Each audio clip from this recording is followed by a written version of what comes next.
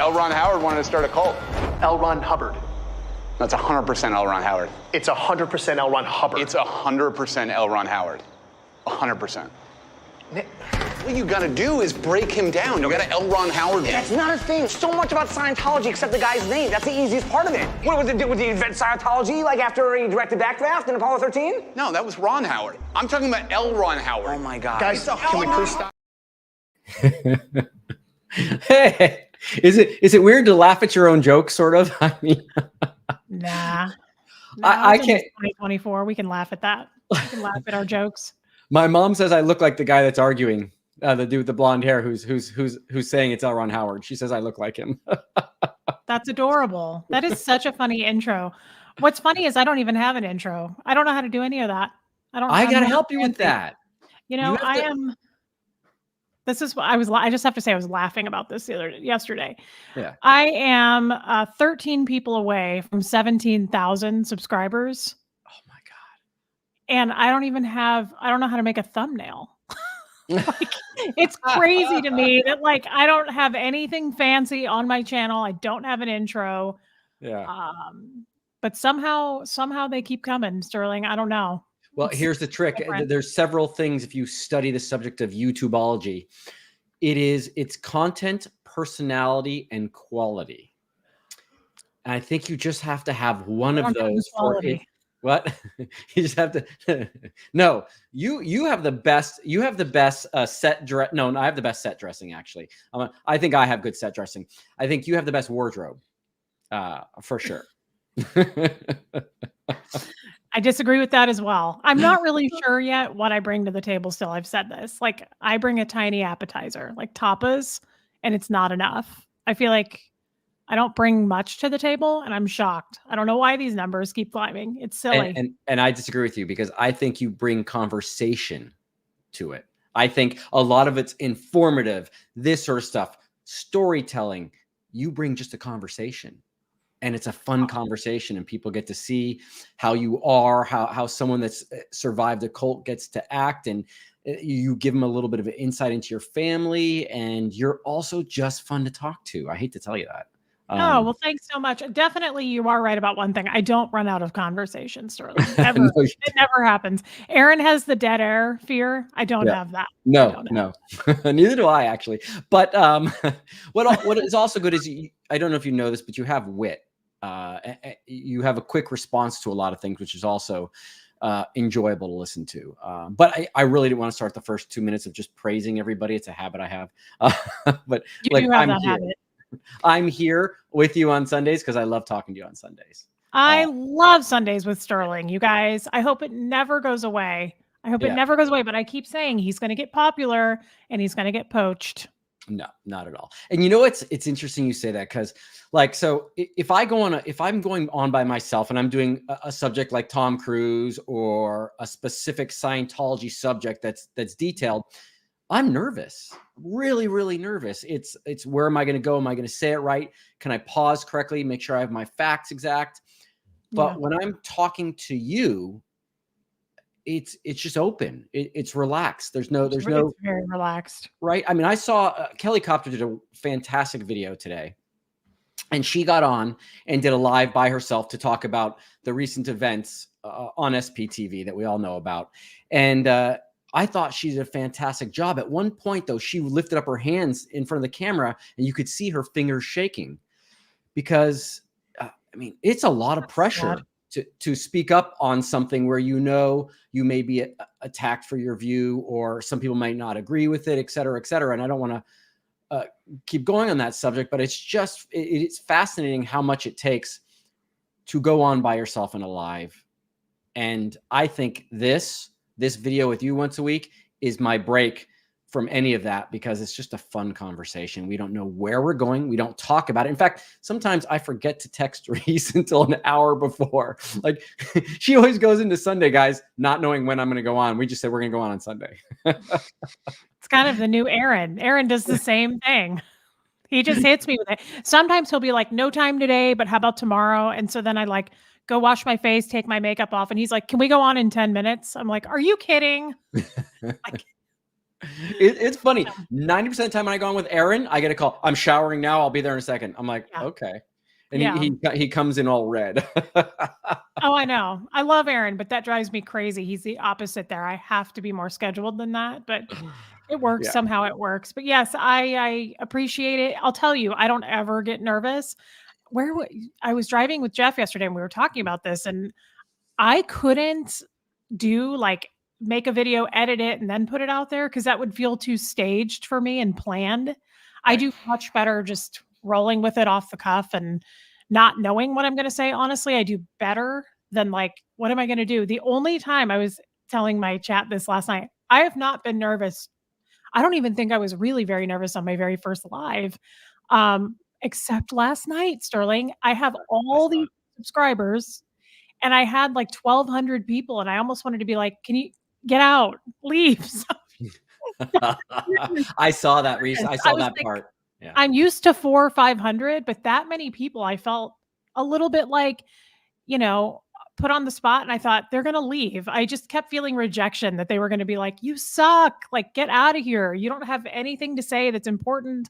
But you know what? I haven't had anyone leave yet. So no. And just I mean, I know that's a little self-doubt you have creeping in there. That's just not the case. I think everything you have to say is, if you approach the subject, this platform and SPTV and what we do with an open view of what works, what are people doing, how does that make sense, what's right, what's wrong, and I'm just, again, I'm always glass half full. So I don't, you blew by me in numbers. You're way ahead of me, but I went, okay, let me look at what Reese is doing and let me take those things that I really appreciate about what she's doing and see if I can implement some of that into mine. Now, again, you got someone like Kelly Copter, who's content, who her design, her videos, her editing, her lighting is impeccable.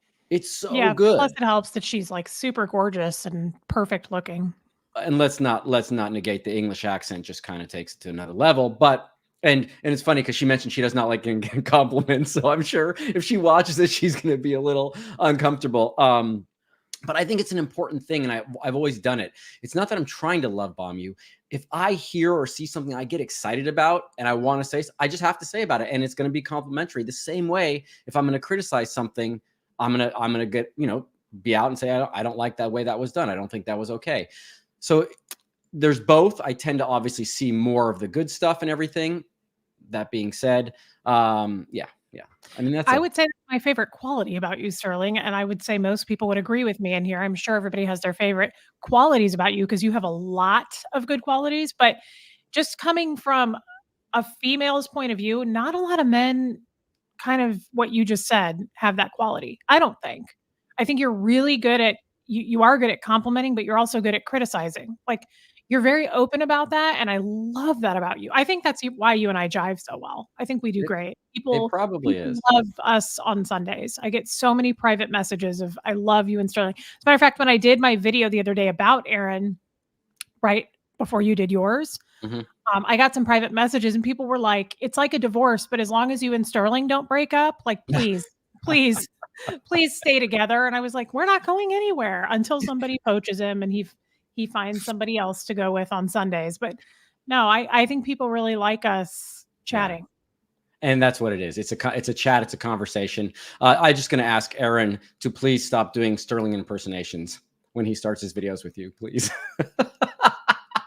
He couldn't have been more wrong. But it was pretty funny.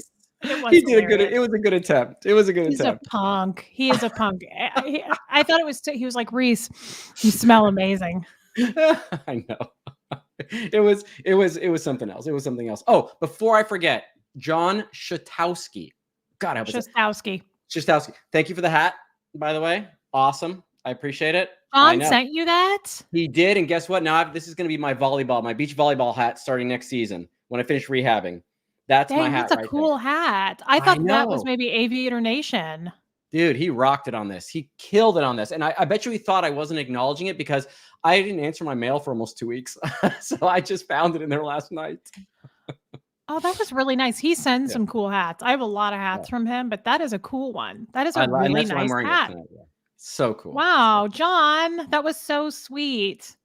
I Yes, love yes. John Thank you so much. Shastowski. He messaged me yesterday and he said, "Am I remembering right that you love chocolate and peanut butter or chocolate covered pretzels?" And I wrote him back and I was like, "Do you remember right that I just really love and cherish you, John? Because yes, I love all those things." He's such yeah, it would be nice to meet him in person sometime. It Um, would. yeah. I'd Yeah. like to have a get together, Sterling, and I mean it. Like, I would like to have an SP con. I'm adverse to the what's funny about me? I have to tell you, I'll be completely honest with you. Please do. I don't do those group gatherings. It's Okay, just well, not a that's thing for silly, me. and you need to change your lifestyle. I know. I understand that. I just for some reason do not. I used to be invited to the ex-cadet pack, cadets from pack, and I just never nothing about it appealed to me.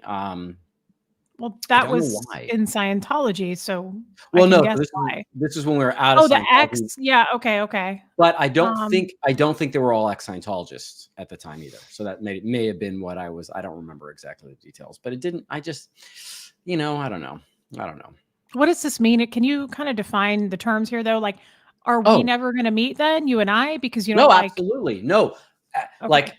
if you put con in it or if it's in a convention center Oh, or well, I don't do that stuff for real. I mean, I don't do that in real life. right. So that's what I mean. If it's a large super group of gathering, no. But I would absolutely, if I'm in Florida, I'd meet up with Aaron. If I was in Kansas City, I would love to meet up with you. If I'm in New York, that sort of thing for sure. But not a pre-organized large thing where I have to wear a name badge that says Sterling. My name is Sterling. I'm not a I fan know, of that. but I get it, but like this to me doesn't count. I would love to meet our people. I don't love large groups either, and like I would never go to a convention center. I mean, that's not true. Jeff has had stuff where I've had to go. I Yeah. don't love that. But I would love to meet our people. Meet No? and greet, just not a large organized thing. Does that So make like sense? a large accidentally organized thing, or we No, accidentally show up? I don't understand. Okay. no, So like guys, if he won't be there when we have this thing. We will miss Sterling. We will have him on a Zoom call. that's I'll zoom in. I'll zoom in for sure. Did you want to address the chat real quickly and get us started on that, or how'd you want to do? Yeah. And, I think there's quite a bit of it going. Yeah, Yesterday I was you're the asked to slow the chat down, and I still haven't looked into how to do that. yeah. I don't know how you Um, could. yeah, I'm gonna have to figure that out for my next live because I had so many people. How many people do you have right now on your channel? Do you know? Uh, Does it show? no, it just is 885, so I'm assuming that's between Okay. both of us. Okay. Um, Okay. But yeah, and you guys just, we always try to get to as many as we can. So if we are ever left out, get back in on another one, and we'll try to catch you. We always try to do that. We know we get enjoyment out of it, and I'm sure you guys do too. So Yes. yeah. Always. Do you want to say hi to anyone we know so far in here? Well, I know all of them, so. That's unbelievable. I I can't- mean, except this person I don't recognize. Pig, cis pig 51. Pigs I'm with is Sterling. pigs 51. I'm with Pigs is Sterling. pig, sorry. Yeah, I don't recognize that person, but pretty much everybody in here I know. Okay, cool. I see all my friends. Love you guys. Sorry, when Sterling and when I talk with anybody, it's harder for me to address the chat like I would just one-on-one with you guys. Hey Jojo, am I? Lori, do you want me to do that tonight though? Reese, in your YouTube studio, click the 3 dots and you have the option for slow mode. Okay. I don't think I'm going to do that tonight because I don't know, Sterling. Should we do it? I don't know. It doesn't seem like it's going that fast. Hey, Renby. Yeah, I think we're just a little behind. Yeah, so no, I don't think so. Let's stick with what works for now, and we'll see how it goes. And I have not been starring anything, so we just There's have already the 8 super start chat in there, though. Yeah. Well, the super chat's on an auto star. Okay. But usually I star other things just to go back to, and I haven't been doing that because I've been looking at you and talking. Right. I do want to say though, guys, thank you for coming in on his Thanksgiving chat. That was so much fun. Meeting his mom. And I know we all agree that we want to live in her kitchen. That was unreal. I loved her kitchen. It reminded me of something from a Nancy Meyers movie. Like, It's Complicated. Do you know who Nancy Meyers is? I do. Okay. Yeah. That's what that kitchen reminded me of. Okay, do you want to do the super chats? Is Uh, that what you mean? no, I was thinking, why don't we just well, here, let's just play Lydia von Stretchclaw. Evening, all from Chile, Scotland. Hey, Lydia, how you doing? Love Liddy. Yeah, she's awesome. Von Stretchclaw. That is just sorry, something about That's that. awesome. Yeah, it's just such a good name. Koala Lou, thank you for streaming on both channels. Hey, Keela, love you, babe. Hey, Joni Cummings, good to see you, babe. Susie, aka Keyboard Warrior, who is home just in time for this live. This girl, yes. Cute. There's so many new keyboard warriors. Right, Keyboard there, warriors assemble. Guys, I don't know what this 11 means. shy of 17,000. Let's make that happen while we're on a live here. Do it. Waiting for Sterling. Yeah. Was I late? Barb, what do you mean? Oh, you know that's Barb? Uh-huh. I don't know what she means. But I don't know what she means either. Sorry to be late, I guess. Hey, there we go. What else do we have? Hey, there we go. John. There he is. Shostowski. There he is. How you doing, John? Thank you so him. much for the hat and the candy. I just wasn't going to show that yet. So, Reese's candy. Oh, you got candy too? Yeah, I think it's here. It's truffles. It's C's candy. Did I say Reese's candy? C's candy. You did. He sent me some, and I put it away like a week ago. It was so good. John, thank you again for that. That was so good. Wait, you put it away means you ate it right away, or you put it away to save for later? What do you think? Into the tummy. It didn't go into the circular file? No. Okay. Okay, who else do we have here? How many of you put out your Christmas trees? Oh, okay, well, let's ask this one. Andrew, how many of you put out your Christmas tree? Reese, be honest. I did. You did? I did it. Yeah, I did it. Heck yeah, I did it. What are you talking about? Usually I do it like November 1st. Really? Yeah, I get into it. I like to. This year I was a little depressy. I was a little stressy and depressy. I did not get into it and I was not feeling up to it. And Huxley said, Mom, I'll help you. So we did it together. And I'm glad I did. My house upstairs has 20-foot ceilings. Oh, so it's really, I love it. It's really vaulted. So our tree is 15 feet tall. It's really pretty. Goodness. How do you get the star on top or the angel, whatever it may be? You don't. I just don't put anything up there. But no, it's really nice. I love it. Do you have a tree, Sterling? I don't do a tree because I usually travel for Christmas. I knew it. There we go. I knew he was going to say that. Well, I mean, guys, I also don't put up Halloween decorations. I just keep a hose on my front porch so I can squirt the kids that are trying to come for candy. No, he doesn't. That's not true. I knew that wasn't true. I've never been a Halloween fan ever. Like Halloween is just, I mean, think about it. And I wonder why sometimes, but I think it really is because I was in Scientology for so long and we didn't celebrate Halloween. I never cared about it either. I've never been into Halloween. It was never a thing. So maybe that's why. But yeah, I've never cared about Halloween.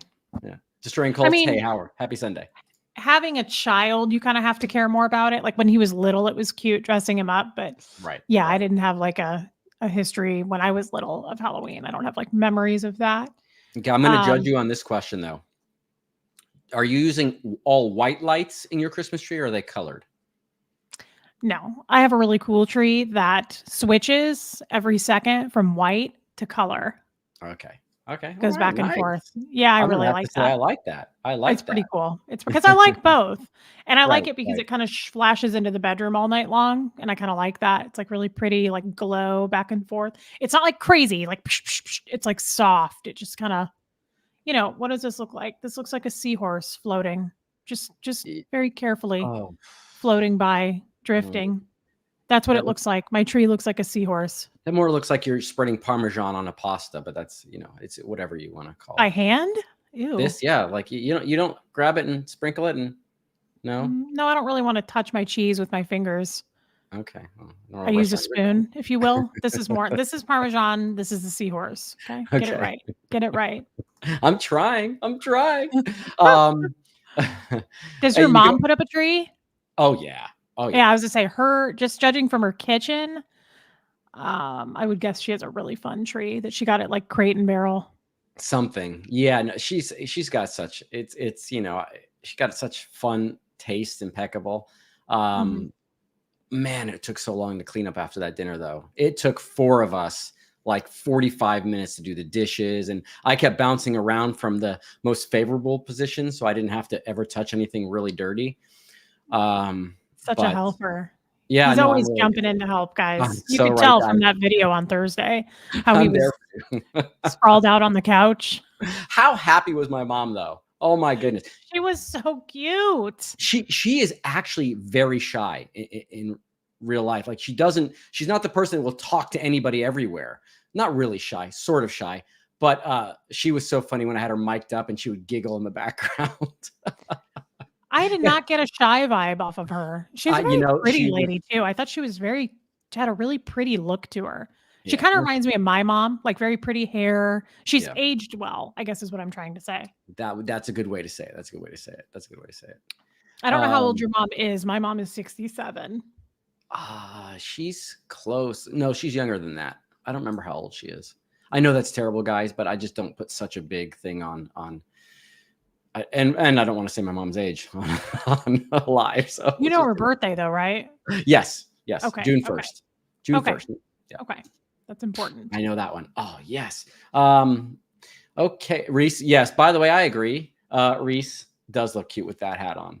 Absolutely. Wow. Thank you, Chenny.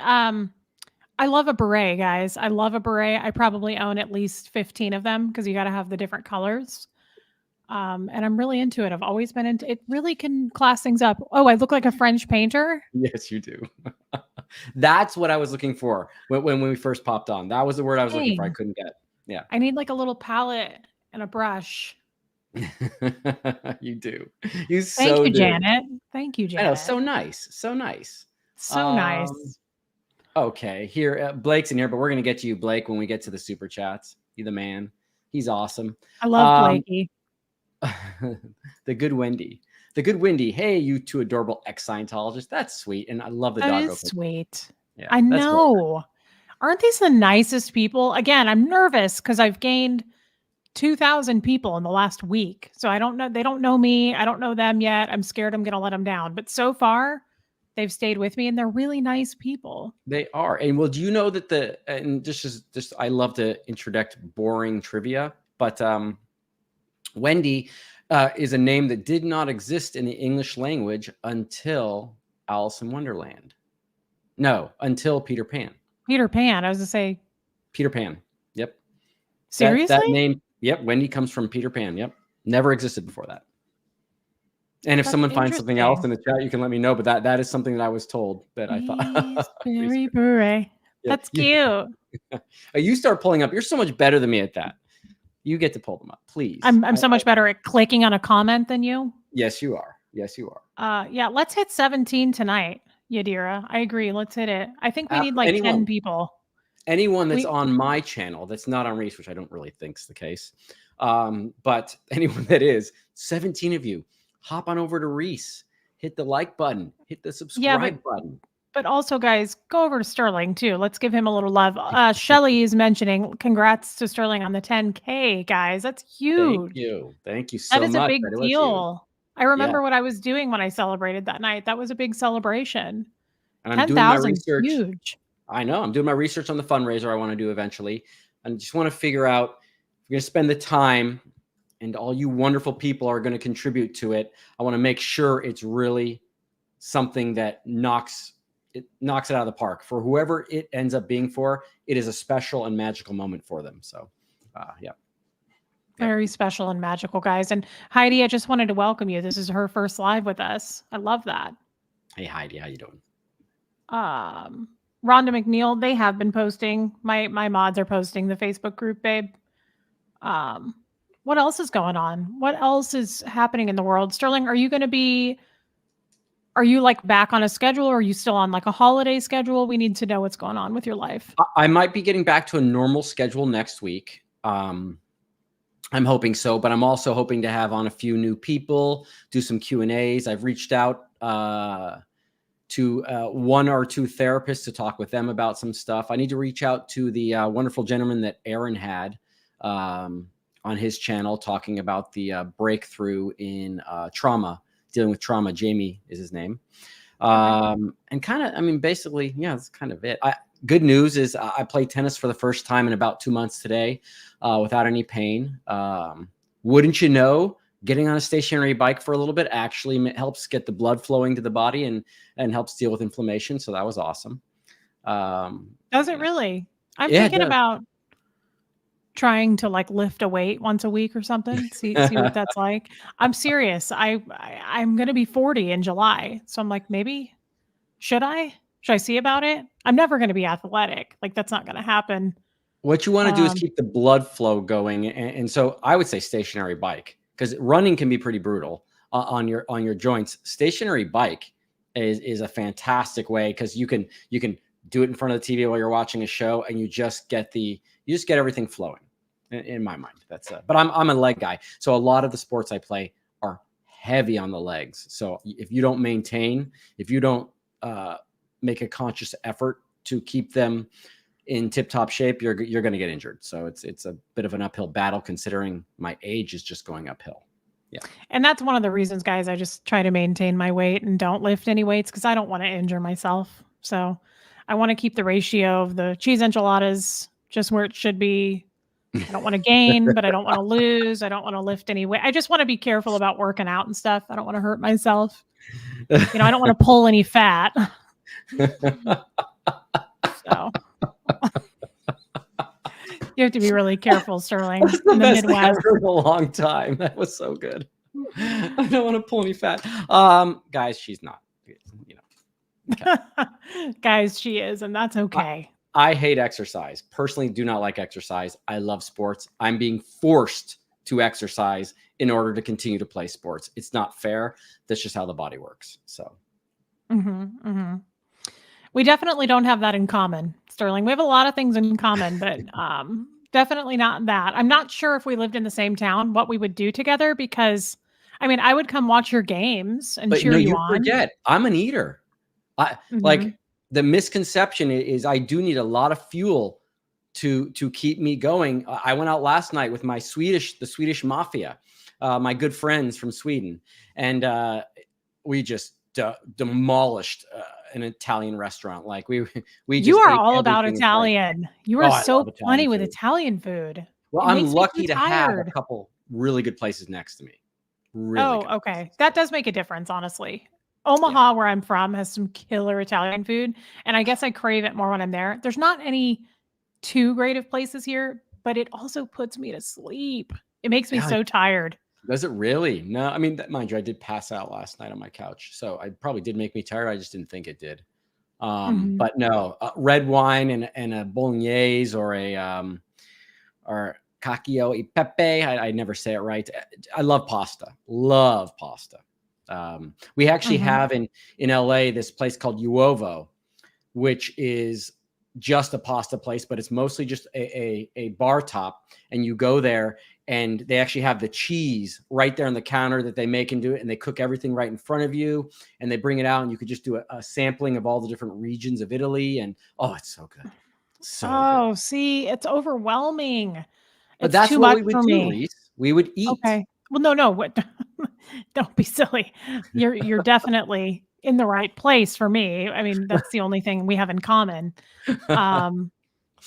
But speaking of, also, Sterling, when I did a video with Aaron the other day, it was really short, but we talked a little bit about, and I've been thinking about it since. Would you be willing to like take a trip with all of us? Ooh. Like Aaron talked about going to London and Ireland, and I was like, yes, I would do that. I could. That would be in my wheelhouse, especially London. Especially. Yeah, I know. I love London. I really would like to. I got friends there. I visit all the time. Okay, well, I don't, but that's perfectly okay. I like to shop, and I just think that would be so much fun. Also, I wouldn't be so worried about being like trafficked and stolen. I get frightened. I don't like to travel Whenever like Jeff and I take a road trip somewhere and I have to stop in a bathroom, I try to avoid public bathrooms because I get frightened. I know that I'm not the most attractive thing, but I do feel like somebody might steal me and try to sell me. Like I'm for somebody. Some guys Right. like chubby girls. I feel like it's out there. Like I don't fit the exact model, but like every time I'm peeing in a stall in a public place and there's like a sign on the stall and it says, "Are you being trafficked?" I always get frightened. So I make Jeff stand by the door. So I think if we went in a group, I wouldn't Yeah. be so afraid. That Is took a that dark turn. No, that did, but I out of curiosity, because I've known a few people that definitely have a security issue when they're in public, and one of the ladies I know, she was never in Scientology, so I'm just imagining maybe she had something that happened in her childhood that made her be fearful for that sort of thing. You yourself, besides being in Scientology, didn't have any incident related to that. That's just something. Is it a fear that you don't have a reasonable explanation for, like me and Shark? Basically, like, is that an irrational fear? Yeah, thank you. That would be the word I was looking for. No, and I'm interested genuinely. No, other than just people who have said to me, like, Kansas City is the number 2 trafficking area for like children. That makes me like when I hear little factoids like that, I get frightened. But also, I have seen stuff enough on TV. Mm-hmm. Like, just when you hear that, I don't watch the news, but like I've heard that. And then as a woman, that just makes it's like the same thing you hear as a woman, like be careful walking to your car, like make sure that you aren't, staring at your phone, just stuff like that. Like be aware of your environment when you're at a creepy ass truck stop in the middle of nowhere. And be sure that I'm very aware. Yeah, I get too loud about it. I went into a truck stop not that long ago and Jeff came, he was like, "You're fine." He was pumping gas. I was like, "I'm not. And you're coming in with me, big guy." And we did. And there was a lot of people in there. And I was like, "Make sure that I don't get trafficked." I was like, "I don't want to get abducted by any of these guys in overalls." Yeah. Well, Like, truck was really stops loud. also a whole different beast. I mean, I would have to agree with you on that. But it is I'm sure they found it interesting. offensive and they were probably really nice men. But, I don't want to be, I was like, I don't want to be tossed into one of the back of these trucks with the hay and they roll me up in the hay and you'll never see me again. And I can't live with that. There's too many things. There's Yeah. too many things that I want to accomplish I wouldn't say food-wise, that was an peace, irrational. and I wouldn't say that was an irrational fear. It's a justifiable fear, but maybe there's not something backing it 100%. no, there's not. But I think just being a woman, Sterling, I Yes. think you don't get it. That's I've told and Jeff I agree that. with you. I Yeah. completely agree. Like some people are like I've had people try to prank me and scare me, and I don't scare, like not at all. And I've even had them go, "Why don't you react?" And I'm like, I usually we pay the ransom, Reese. Crowdfunding. Hey, We would I would do a crowdfund. fundraiser to get you back, Reese. I would do a fundraiser to get you back for sure. Part of that would be my ticket to come there and look for you myself. Thank you so much. I hope that you guys would. I hope, Sterling, you would break your rule of not getting together with people to do a search, that you'd walk through a field going, "Reese." It would If be you sad know if me, they held a search party and Sterling was like, "Yeah, I don't like crowds. Sorry, we're not going to look. I'm not going to look for Reese. I don't like I crowds." love finding stuff, Reese. I am so good at finding lost items. I Right. love tracking Okay. stuff down. I don't know what it is, but if someone loses something, I'm like, where'd you lose it? Tell me where you were. I love retracing the route to figure out where it was. And generally, I do find things. That's good to know if I'm ever in a dark hole somewhere or buried underground alive. I'm going to sit there and hold on to that hope that Sterling loves sniffing things out like a cadaver dog. Oh yeah, no, and it's funny because like I was saying with me, like someone will scare me and they'll go, "Why weren't you scared?" I said, "Because I know the location I'm in. My brain already assesses if there would ever potentially be danger in an area I'm in. And then I pretty much know who's around me. And so why would I be afraid of anything? Because I'm pretty sure I'm safe." Now, you could say that might not be good, but of course, if I'm going somewhere, if I'm walking in a bad neighborhood in the middle of the night, I'm very aware of what's around me and my senses are heightened. But if I'm in a place that I'm very familiar with and I know everyone around me and you try to jump out from behind a bush, I don't get scared. So Teresa.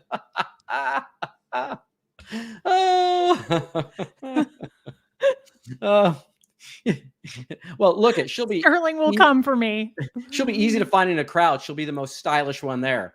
She'll have the beret on. She'll be like, "There she is." She's going to have a lot of jewelry on. She's shiny.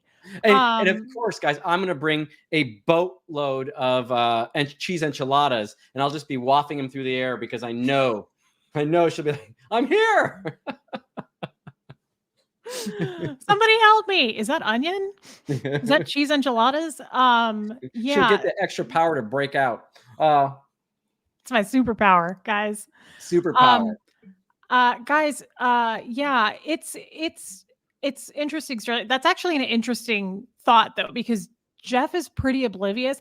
I think it's not something you guys think about, but help me out, ladies in the chat. Like it really, I don't know where it came from, but it is an irrational fear. I'm not afraid of people. I go in public all the time. Right. But it really is like when you're in an area you don't know, it might be irrational, but I feel like Jeff is 6'1", 300 pounds. Like nobody's gonna steal Jeff and roll him up in the hay. It would take 10 guys to lift him. Probably, yeah. I mean, can you imagine? Yeah, no, he can't. No, he can't. And they're not taking him. It's not worth it. But I do still feel like I'm cute enough to be stolen. Like I haven't lost, I don't feel like they would look at me and be like, nah, she's ugh. No, I wouldn't feel go like outside with somebody that would hat steal on me. because you're very cute with the hat on, and that's just Thank you. See, I worry. I think I'm cute enough still that somebody would in overalls would be like, "We'll take it." It's so stereotyping, by the way. Most of these countrymen are like the nicest people and would help you with anything, but it is a real thing, and I get nervous about it. No, I understand that. And I don't know how to fight, so But you have a voice, and that's the most important.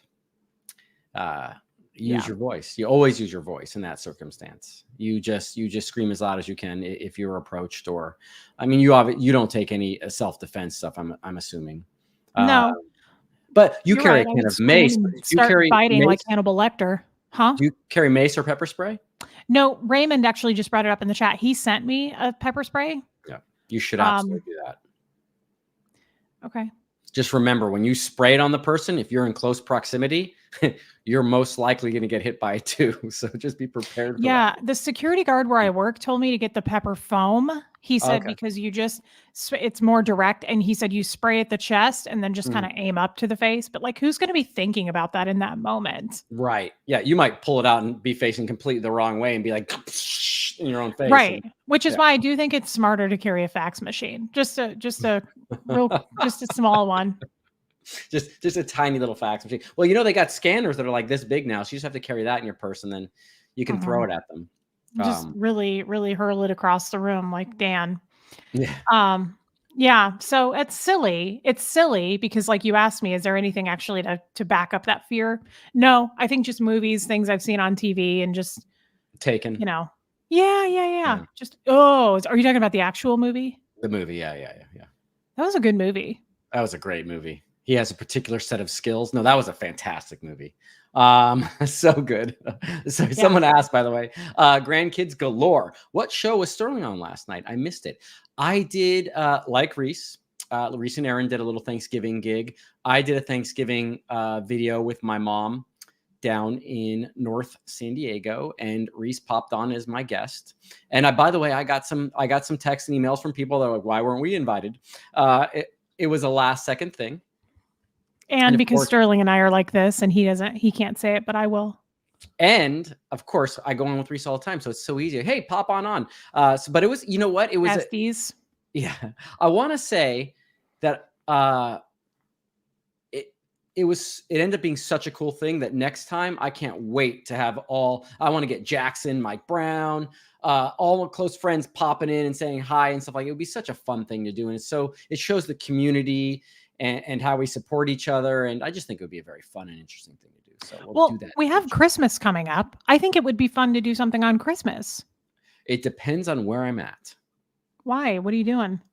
I don't know exactly yet, but I may be in Florida. I'm just not sure yet. Oh, fun. Okay. But I would still love to do it. Meaning I won't be with my mom in that particular case, but I can pop on to other people's. Someone has to have like a central place, I think, that's kind of, each person that pops in has to have some sort of and you don't have to have anything. You could do whatever you want. You could rock it. Hey, this is so true. A Nancy Stryker. Reese, you ask really great questions. People feel safe opening up to you. Absolutely. Thank you, Nancy. Thank you. That's a very nice thing to say, actually. Yes, yes. Um, Oh, this is really good. Oh, Mindy Doolin. Doolin. Doolin. You make awkward no longer awkward. That is really funny. You know, that's actually kind of true. I've said that before. I live in awkward. I don't find it uncomfortable. I don't usually have a situation that's awkward for me. Where other people may be like, Reese, ugh. And I'm like, what? I don't know. It doesn't bother me. No, you do not make it awkward. You're awesome in that way. Heather Carr. Hey, everyone. The Eagles are on. Heather, obviously I'm not watching the game right now. But if you want to throw the score in there, I would not hate you for that. I wasn't sure which Eagles she meant. I thought she meant like Don Henley. Wait, that would be good though. I actually saw them in concert. I actually saw them in concert.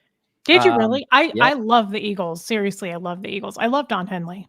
Yeah, the Eagles are. I mean, one of the best Eagles albums ever is "Hell Freezes Over," and that's my favorite one. Hotel California. It's one of the best mixed songs of all time. I have it on vinyl. I have it on hi-fi.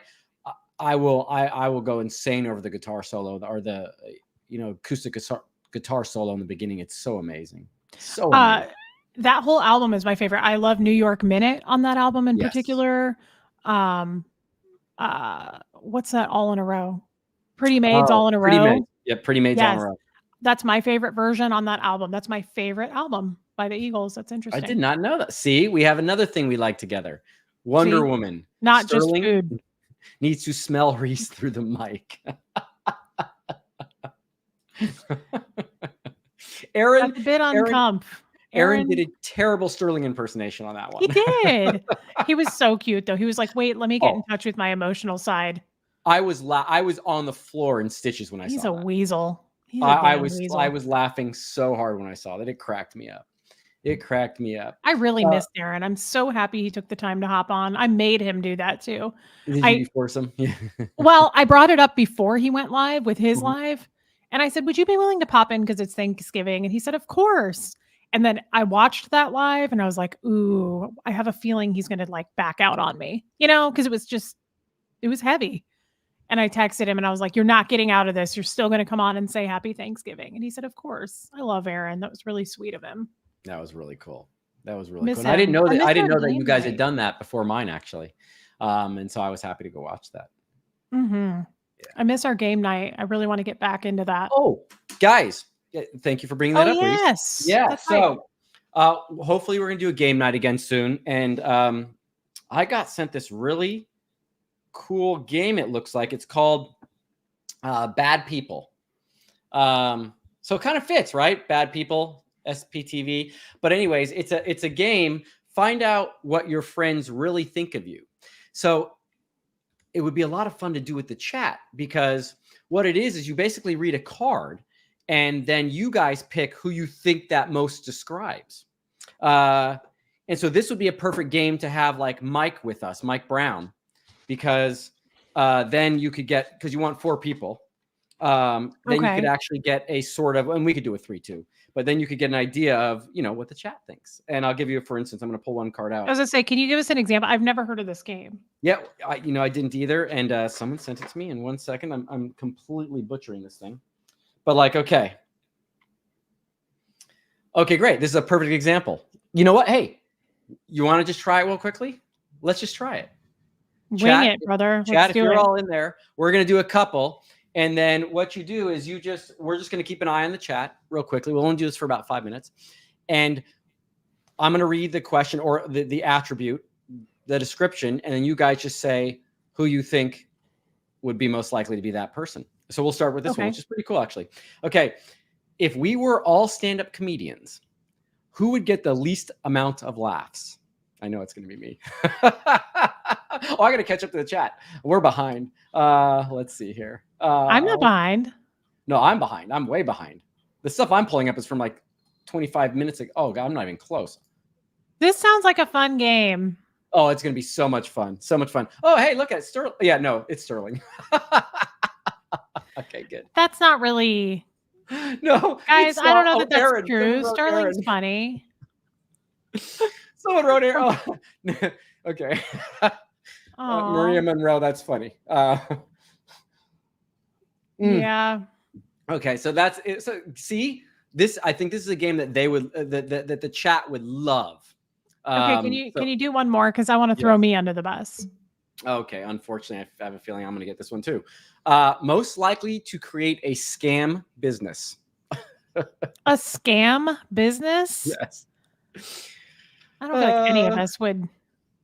I mean, we're all so open and honest. That's kind of. No, but it's fun because it's just a fun thing. Yeah, we'll see. Eric Berg. I so agree. Oh, I forgot. No, there we go. Bebe Angel. Sterling is funny, but Reese is hilarious. Well, thank you, baby angel. Sterling I is have to funny, agree. you guys. Oh Yeah. yeah, totally. Michelle Carter. I was going to say that's more of like a. Where did that go? It's going too fast. She said the It is. Cardones. Yeah. Well, guys, I know you're voting on other people outside of the chat, and I appreciate the persons that said Dave Miscavige. That's pretty funny. Here it is. Dave Miscavige. Yeah. But you know what? Actually, they could vote on any. You know what? But let's just keep it to Reese and I for now, just for the fun of it. Oh my God. But Dan the yeah. fax man. Yes, Dan the definitely. fax man. He's scammy for sure. He's scammy. Okay. He's This is scandalous. a great one. This is a great one. Okay. All right. Who would rather win 50,000 than have their best friend win 100,000? What? Who out of us would rather personally win 50,000 rather than have their best friend win 100,000? That's a weird question. First of all, I don't have a. I don't even really have any friends. This is going to be good. No, this is going to be good because it's. Thank God I'm going to win one of these. I think Nope. I would. I think I would rather win the money because I don't have a best friend. I don't really have any friends, so. Oh, people are saying Sterling, and we got halfway there. Okay. Wow. Okay, that's two on the point. That one. Wow. Oh, there's a create your own card. Nice. We got to do that in the future. Last question, guys. Most likely to follow through on a revenge plot. Oh shit! Yes, that would be me. I don't know. Let's see what they say. That would be a fun game. Raymond. Let's see here. Reese. Okay. We got one Reese. We got Reese. Three Reeses. 100%. Oh, it's all Reese. Yeah. One Aaron. Okay, yeah. So it's Reese. Oh Guys, yeah, these people know me. if you guys would They like to know see me. that game sometime, we'll absolutely do it. It looks like it'd be a lot of fun. Yeah, that would be fun. That would be fun with Yeah. Aaron. I like the idea of that. Yeah. John Shostowski sent me. I told you this Trivial Pursuit, but like the pop culture one. Yeah. Which is good, and it's Yeah. it's by decade, so it's like 80s, 90s, 2000s, which is cool. As long as in the 80s, I'm good. I forgot that you're almost 10 years older than me. Well, and in the 90s, I was up at the Golden Air Productions Ranch. So that's when I was actually cut off from anything pop culture for a long time. Yeah. See, I think I would do pretty well in the 90s.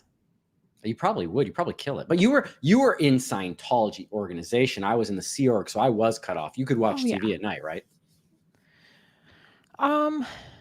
Yeah, we didn't have one. What? In the place I was living, we didn't even have heat. Oh, wow. Okay. We didn't have heat in the house. So yeah, no TV. But I still feel like I think unless I'm thinking like the first 10 years of the 2000s, maybe I would do better. Because in the early 90s, I was still really young. So maybe I wouldn't do as well in the 90s. But I like some 90s music. Yeah. I can't do music. I'll lose at music every time. It's just not my... Okay. I can do music and movies. I feel like we could do that. We could rock and roll. And this is amazing, Sterling. Look how many people are in here. Holy crap. I know. And Walsh, 80s were the best. I agree. Absolutely. I love the 80s. I love 80s music. This is crazy. This is where I get uncomfortable. This is a lot of people. I'm like, what if they hate me? They don't like me. Guys, I'm 9 subscribers away from 17,000. Let's make that happen. 9. Wow, you're getting there. That's amazing.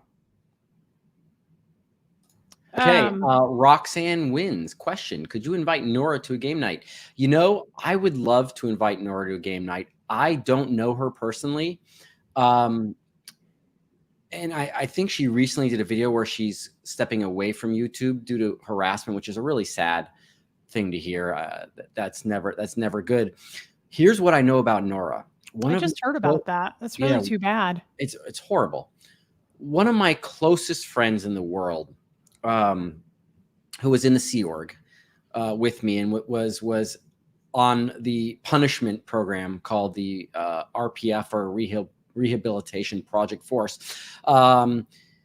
She knows Nora, and at her lowest point, my friend, at the point where she just didn't know what she was going to do, was completely miserable, she told me a story that Nora, who from all I've seen is an upbeat and lovely person, but Nora came up to her, gave her a smile, a pat on the back, and befriended her, and she only got through that tough moment because of Nora. So even though I don't know you, Nora, I've never met you, Nora, just that alone tells me all about your character. So I'm sorry to see that anyone is attacking you. Oh, If they yeah. are, they're an idiot.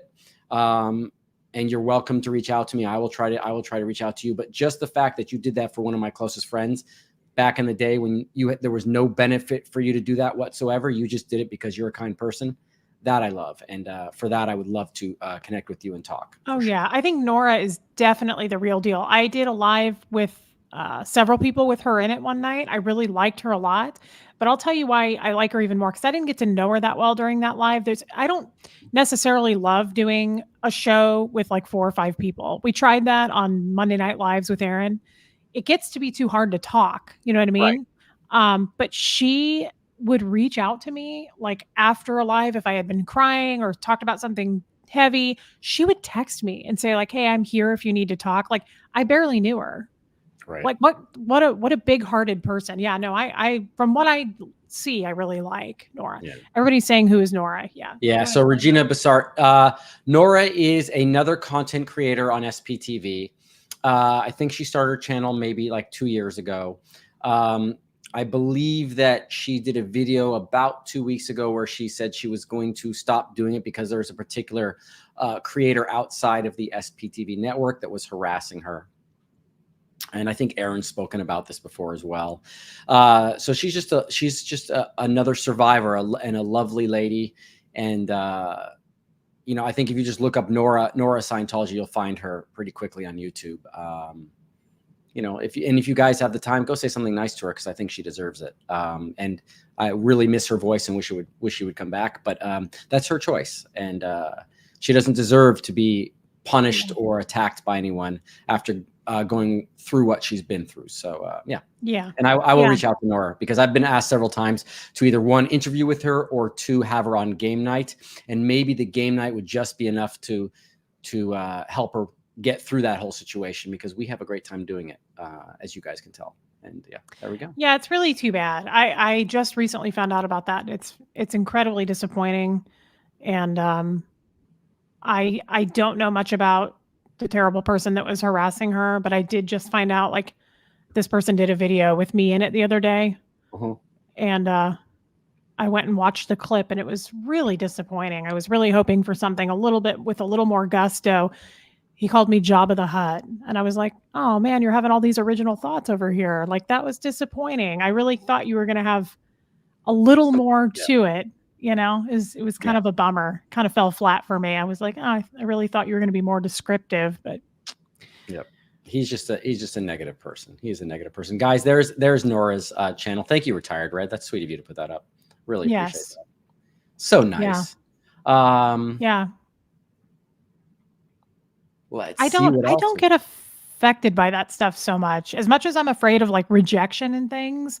Yeah. I don't know about you, Sterling, but that kind of stuff rolls right off of me when it's a total stranger. Also, you really have to when I saw the clip of this person attacking me, I was like, you know what that tells me? Like, 1, I'm sure you're just like in your mom's basement watching porn all day. That's what this person looks like. But 2, I was like, you've never experienced life. If you are a total stranger having to attack people and that's like your platform, you've probably never been in love. You've probably never experienced real loss. You've probably never been through something really, really hard or deep. That's what that makes me think of. Like you've been shallow your whole life. Yeah. Like you've never been through anything. You've never experienced anything real. So it's kind of like, I don't know. It's boring to me. And as far as we know, he has no affiliation with Scientology whatsoever. He just decided to do that subject, and he's attacking a lady. A now lady, too.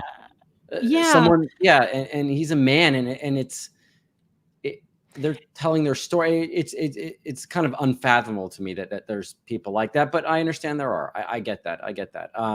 There are, but at the same time, yeah, like he is attacking a lady. What does that tell you? Do you think this person has a wife or a girlfriend? Absolutely not. I mean, it's just, there's just nothing. It's empty. So I don't know. It seems very hollow and kind of depressing, really.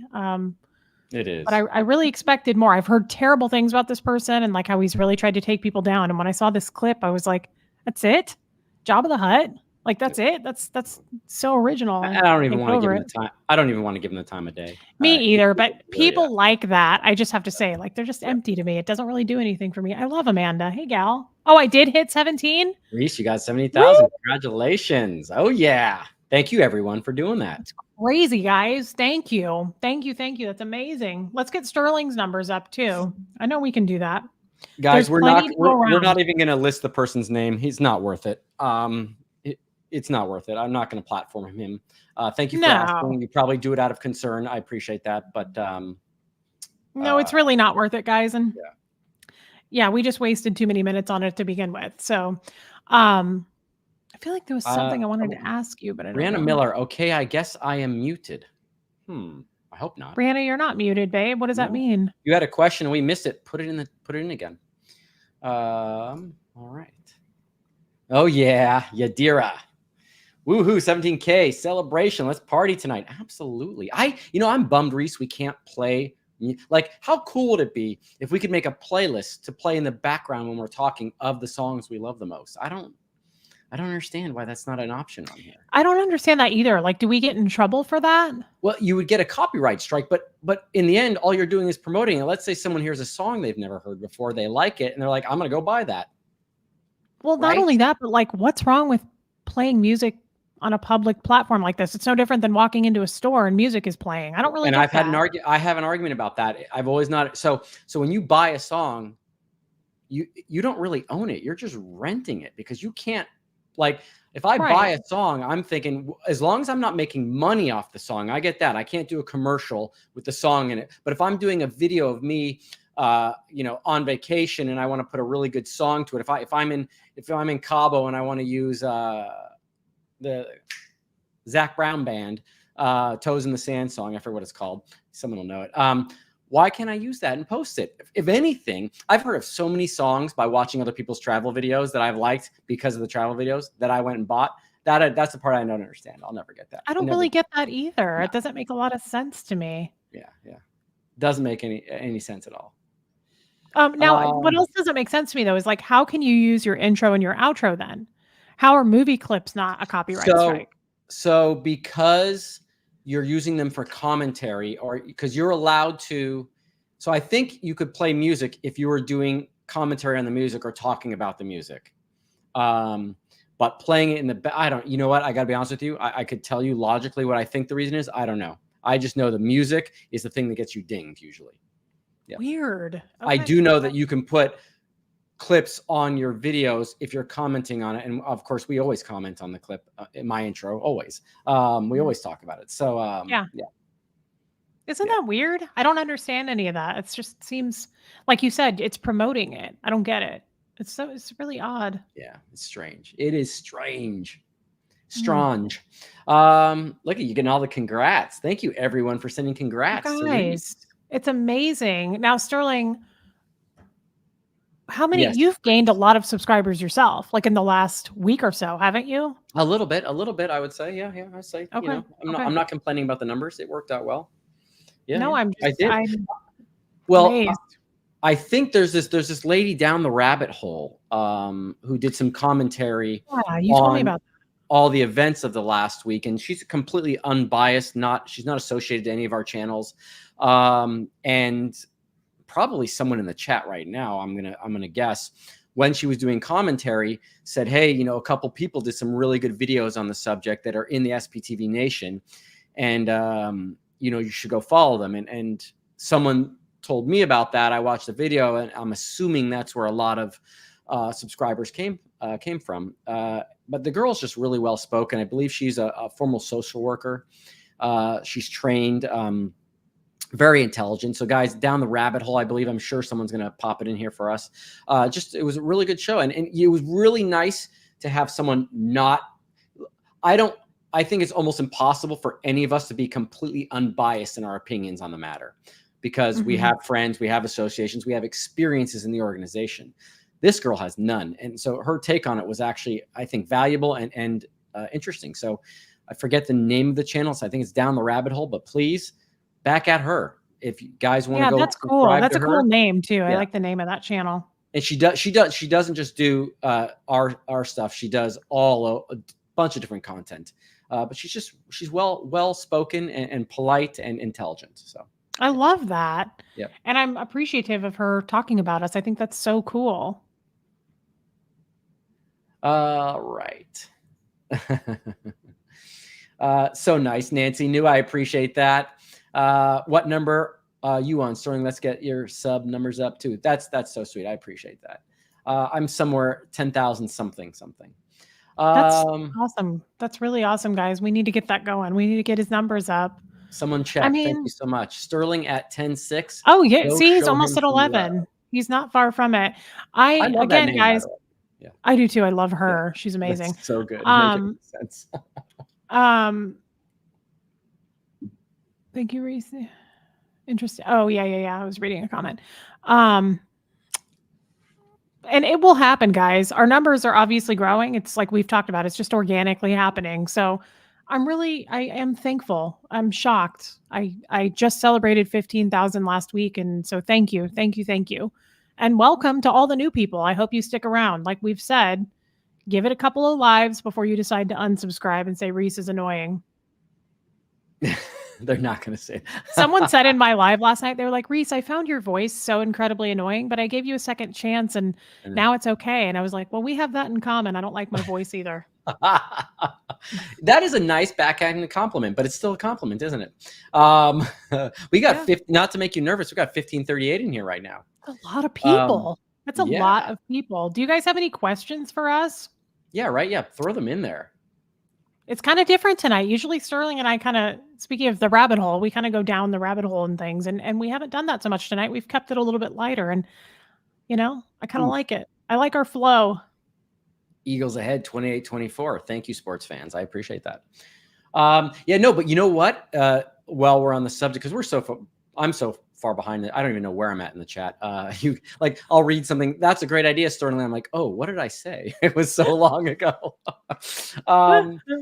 No, I don't know if you saw, I spoke with Janice and Mark about being raised in Scientology as children, and the difference between my experience and how Janice raised her children. And that was all in reference to yours and I's discussion about the same subject. And it was interesting. I mean, Janice, as a child, how she was raised, her family implemented a chit system, a knowledge report, a system where the children could write a report on the other children if they did something wrong. That created a battle, or what you like to call a chit battle. And I could not believe that. I was like, oh my goodness.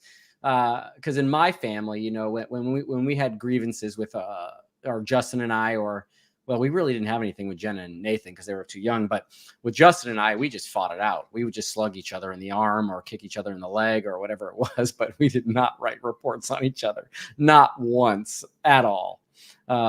Did you? No, I didn't really get into that. The snitching thing. I would get told all the time, you need to report that. Did you report that? Did you write that up? It's actually, they don't really say report so much here in the Midwest. They would go, did you write that up? Did you write that up? Okay. I'm starring some of these questions, by the way, guys. So don't think that you're not going to get them answered. That's why I'm not looking at Sterling. I'm looking at them too. Starring. Yeah. So Okay, am I. yeah, I'm We're going to trying to catch answer up. Sterling right now, but I just said, does anybody have any questions? And then you guys came up with a few, so I'm starring them. So thank you for that. Nah, no.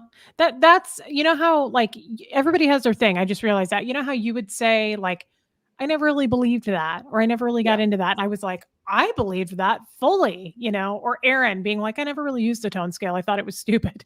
I was like, oh, my pearls. You were I offended by that statement. yes, I am offended. Yes. So as far as reports go, yeah, I didn't get into that. That was kind of my version of that. I did not. Um, I just couldn't. I don't know. Yeah. Too many. I think being in the ethics department and just watching people's files get thicker and thicker with reports and like nothing being done about it, and just the witness. That's hilarious. It was a real shit storm. Yeah. Yeah. I think she said that yesterday. Someone said that something like that yesterday. I could not stop laughing. That's hilarious, witness. Yeah. Clever. Yeah, but I will tell you, I got reported on all the time because most people do follow that rule, being in Scientology, telling on each other. I just never got into that. And I to the point where I was closest with my mother-in-law, Brenda, and guys, she's the one who's in all the audio recordings that we listen to. If I so much as would say anything about like especially like I would get headaches all the time. Like if I had the sniffles, if I had a headache, oh my God, she would immediately write up a miscellaneous report for my folder. Constantly reporting things. So yeah, I never found that to be useful, and I thought it was stupid. Oh, you know how I feel about it. Yeah, just working in the ethics department of the org, like watching that happen, like husbands writing up wives, and like just the other thing that's really shitty, guys, that you may not know, and Sterling, I'm sure you know this. If you went in for an interview, but not a session, guys, so like you could do anything on the cans, doesn't have to be an auditing session. You can also have some kind of an ethics interview. You can be security checked, which is also called a sec check. Guess what? If you're not in session, if you're not in a, what's it called? Like priest, penitent, confidential session. They say this is not a session in the beginning. This is not a session. Yeah. That allows them to report you for anything you say in that. So you can't get a report written on you if you actually went in session because that's confidential. Now you're going to get dealt with, right? But like you can't record it. It's not a public thing. Yeah. They'll record it in the file, but ethics won't be notified per se. Yes. Right. So it just makes me think of a time when I was married to Michael. He kind of opened up with me about all the reasons he hated Scientology and all the things he was forced to do. And I guess he had some kind of an interview when he was like 13, 14 at the org.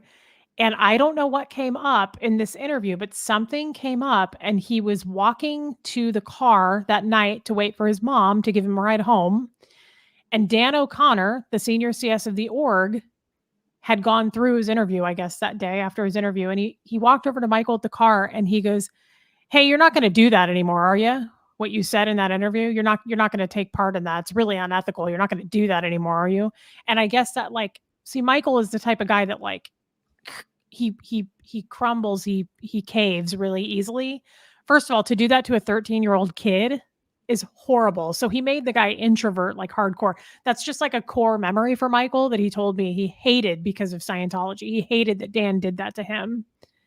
And it makes me think like, that's all it is, guys. It's just a bunch of telling on each other and ratting each other out. Culture. It's such a snitch culture. So, and I never got into that part of it. I did not write people up.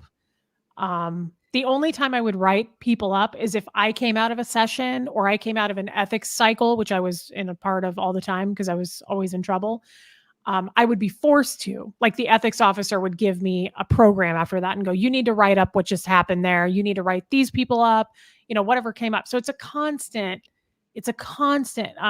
My stepdad said to me, I can't remember if I told you this, just describing that to him, he goes, you know what Scientology reminds me of? It reminds me of like, he goes, have you ever seen like an old Western movie where it like they pull the well thing up and it's like a trough of like snakes, like when they pull up the bucket. He was like, that's what it is. It's like a bunch of snakes, like just slithering all over each other. Just, it's like they're just telling on each other. They're just like constantly, the poison just stays there. It's like circulating. It's kind of wild.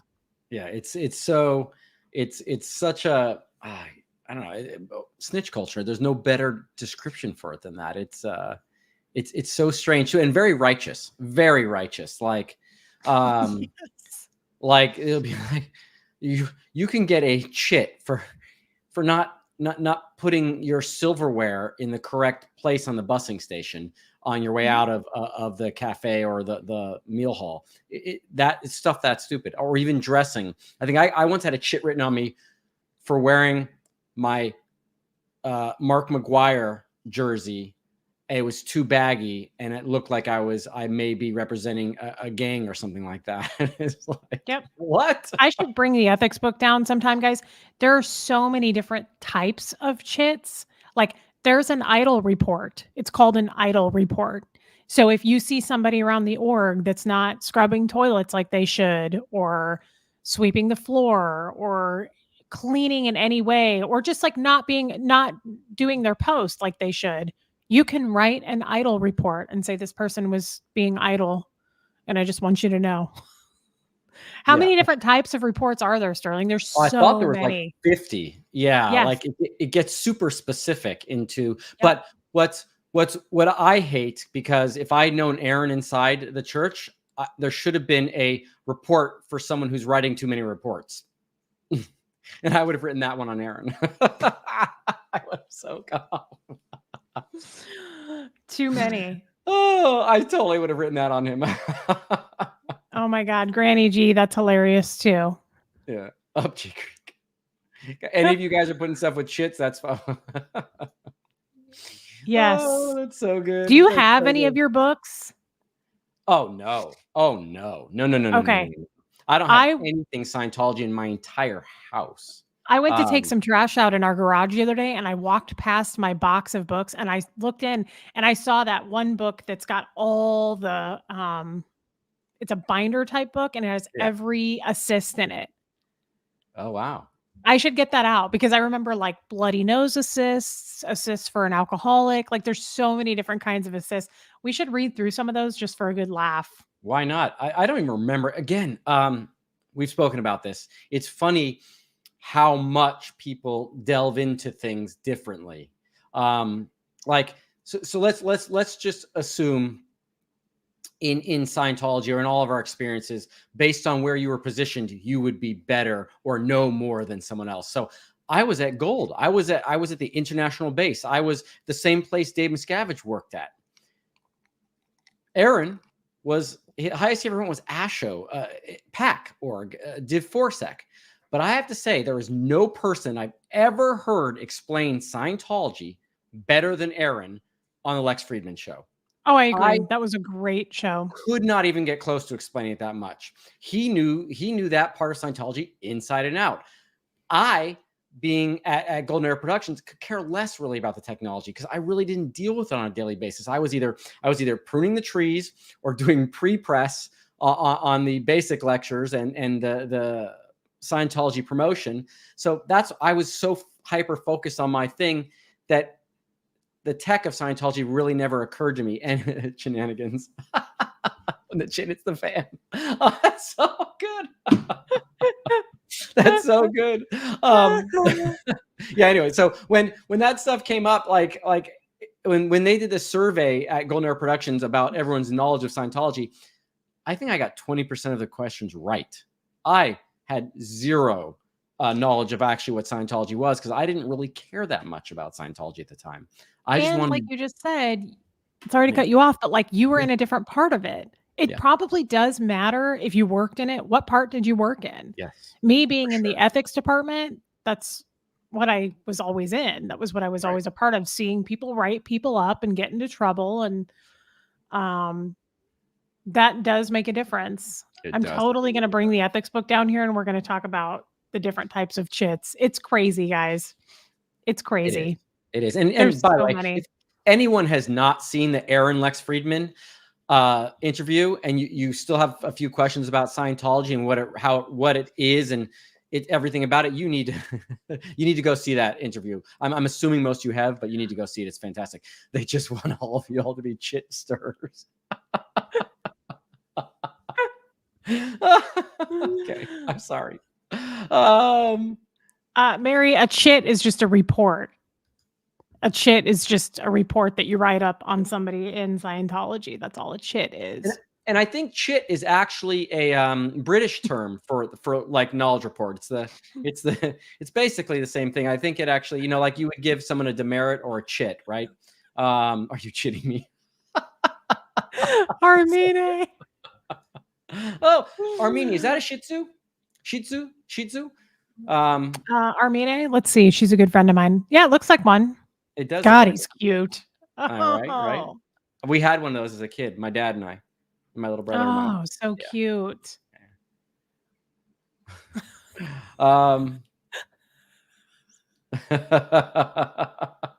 Sterling's. Oh, I didn't see that. Put it back up. Sorry, I didn't see you had one there. Put yours back up. Sorry about that. I'm looking for it. We're both in it. Well, we'll do this one while you're looking for it.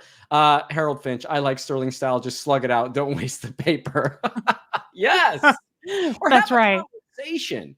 Oh God, it was so bad because the person you were sitting next to for dinner at your table could write a chit and you wouldn't find out for like 2 or 3 days. And you're like, dude, you were looking me in the face and smiling and laughing. What's wrong with you? Yeah, it was so bad. Oh, there it is. He's just in the chitty park. Okay. That's pretty good. You guys are so clever. What's this one? Tampa B man. Isn't snitching admitting you brought something in? Am I? Yeah. Tampa B man, we love you. Please clarify that. Just for chits and giggles. Yeah, Barb, I don't know what you mean. Barbara, I don't know what you mean by that. Oh, she said yes. Yes. He's a Shih Tzu. Just turned on. Oh, so cute. Hey, Jeff. I haven't seen you in a minute. Oh, welcome in, Jeff. Miss you. For sure. Better late than never, for sure. Oh, did you know this? I didn't know this. Chit is a term that is used in the U.S. Navy. I did not know that. That makes sense. That makes sense because he stole everything. Everything. And pawned it off as his own. First, the fake space Navy. Shit, Sammy. Oh, you guys are the best. Okay. Hey, Hot Mess Express. Yeah, guys, this was fun. This is fun. You guys are so clever. Oh, here we go. Brandon Miller. Maybe this was the question. Brandon Miller. Question. Is there anything about Scientology that you miss? I miss nothing about Scientology. I miss the friends that I had while I was in Scientology. Yeah. What about you, Reese? I spent most of my time really disagreeing with so many things in Scientology. And now that I'm out, just all the stress it caused me in my life and just the fear. I don't know. I said this to Aaron. I was fearful all the time in Scientology. I think because I was in trouble all the time. Right. And there was so much intimidation, guys, with the hitting people, throwing things. That was common at my org. Very common to throw chairs. So like, I feel like I was constantly nervous and in a state of fear. So no, there's nothing for me. I was in the fearful state. I was not like a Dan O'Connor who was like up high scaring everybody. I was one of the people being scared. Reese, I'm going to bounce out. I'll be back in a second. Okay. I froze. Okay. Oh, let's see. I did star, guys. I started. Did he leave? No, he's still there. Don't worry. Oh God, my face is huge.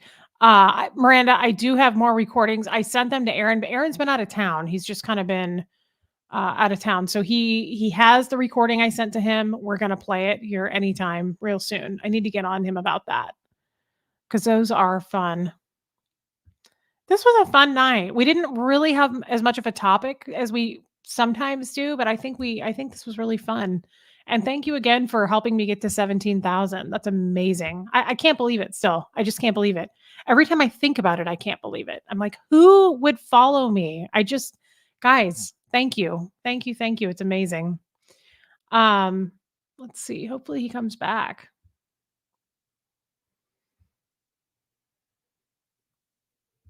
Yeah, he needs to get his chit together.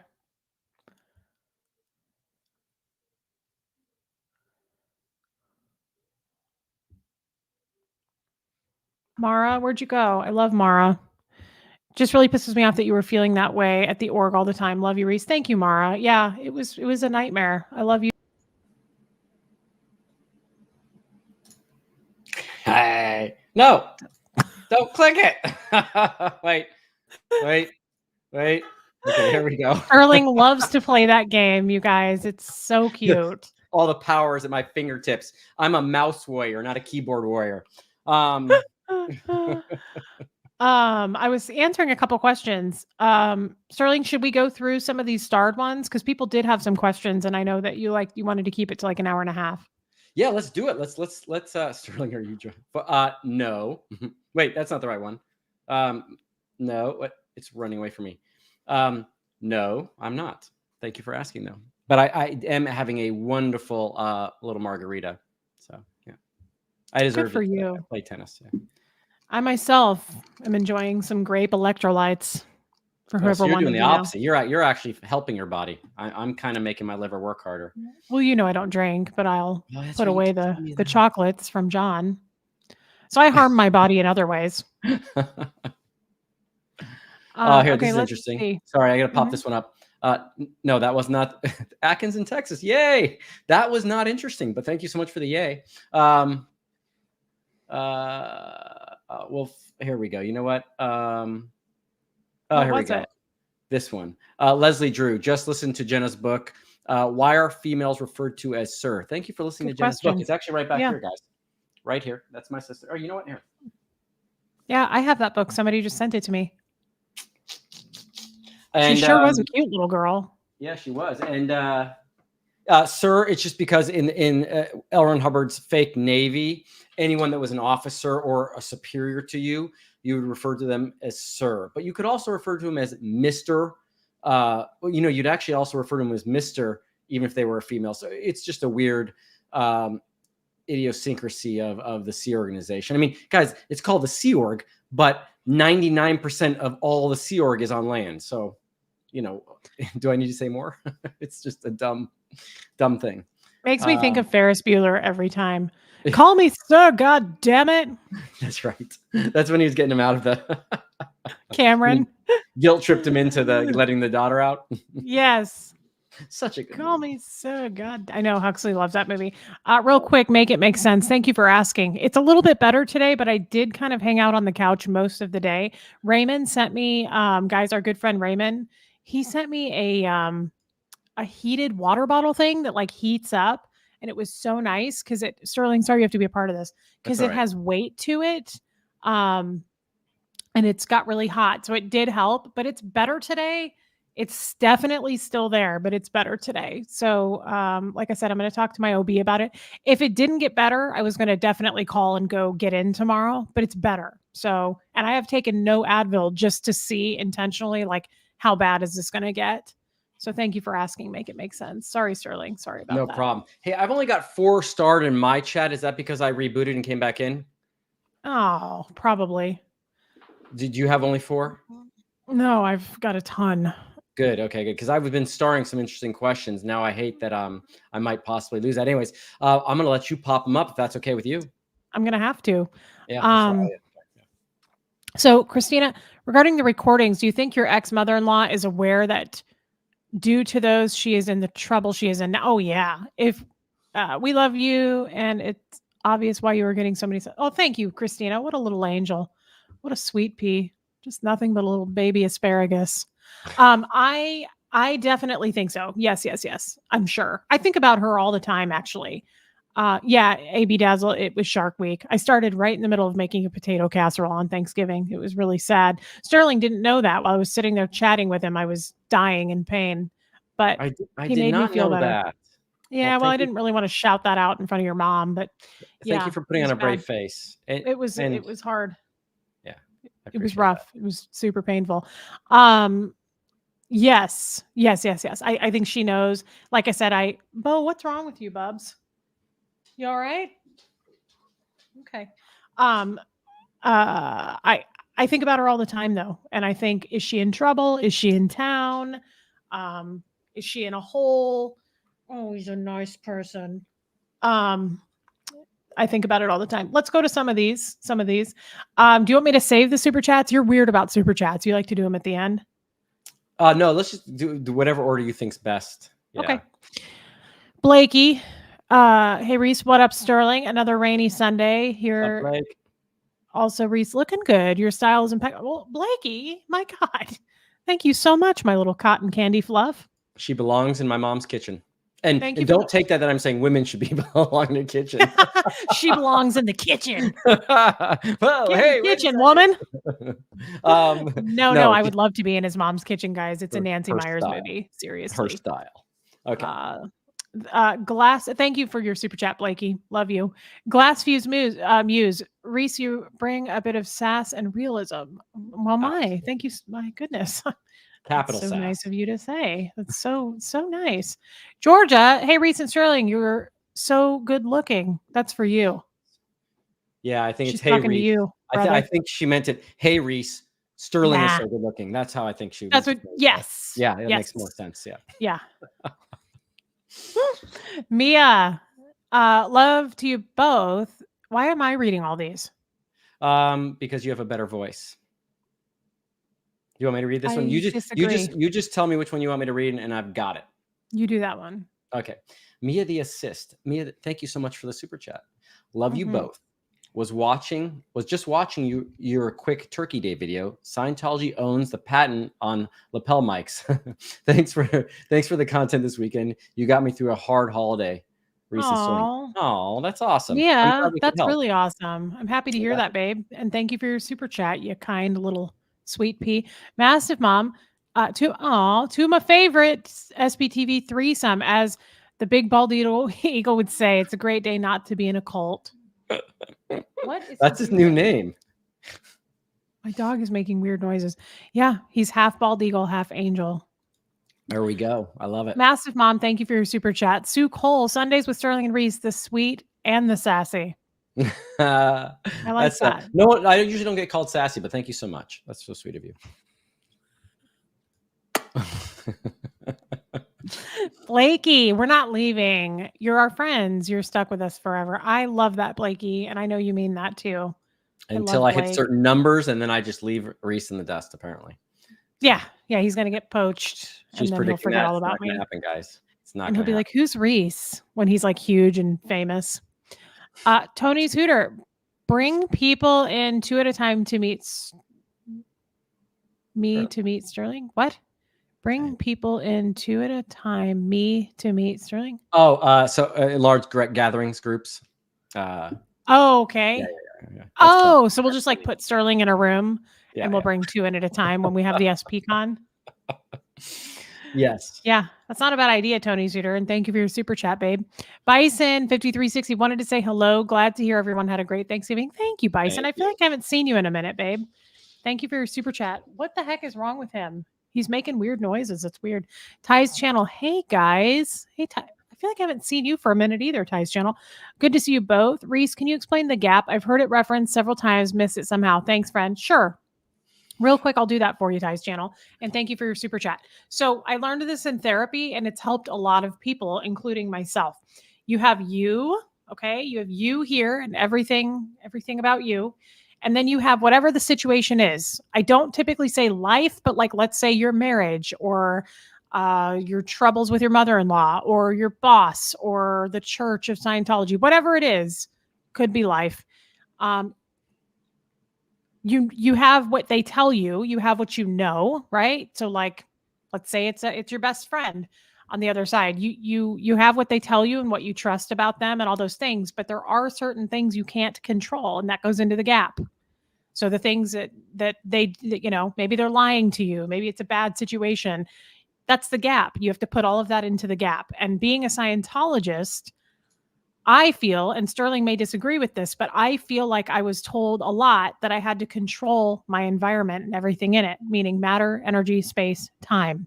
So I felt like I was running around my whole life without realizing it, having to be in control. We're trained for that. It's called TRs, where you control your environment, you control the people in it. If things get heavy and bad or go south, you're responsible for that because you didn't run good control. Sterling, are you kind of agreeing with me on that? I feel like 100%. Like it even gets to the point where if you get sick, you must have done something. It couldn't just be that you happened to wipe the hand or the handle on a door when you're walking in that someone touched 10 minutes earlier and then you touched your face.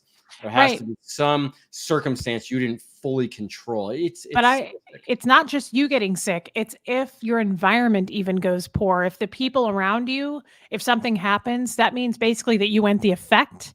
Why weren't you at cause over that? You should have been at cause over your environment, which is matter, energy, space, time.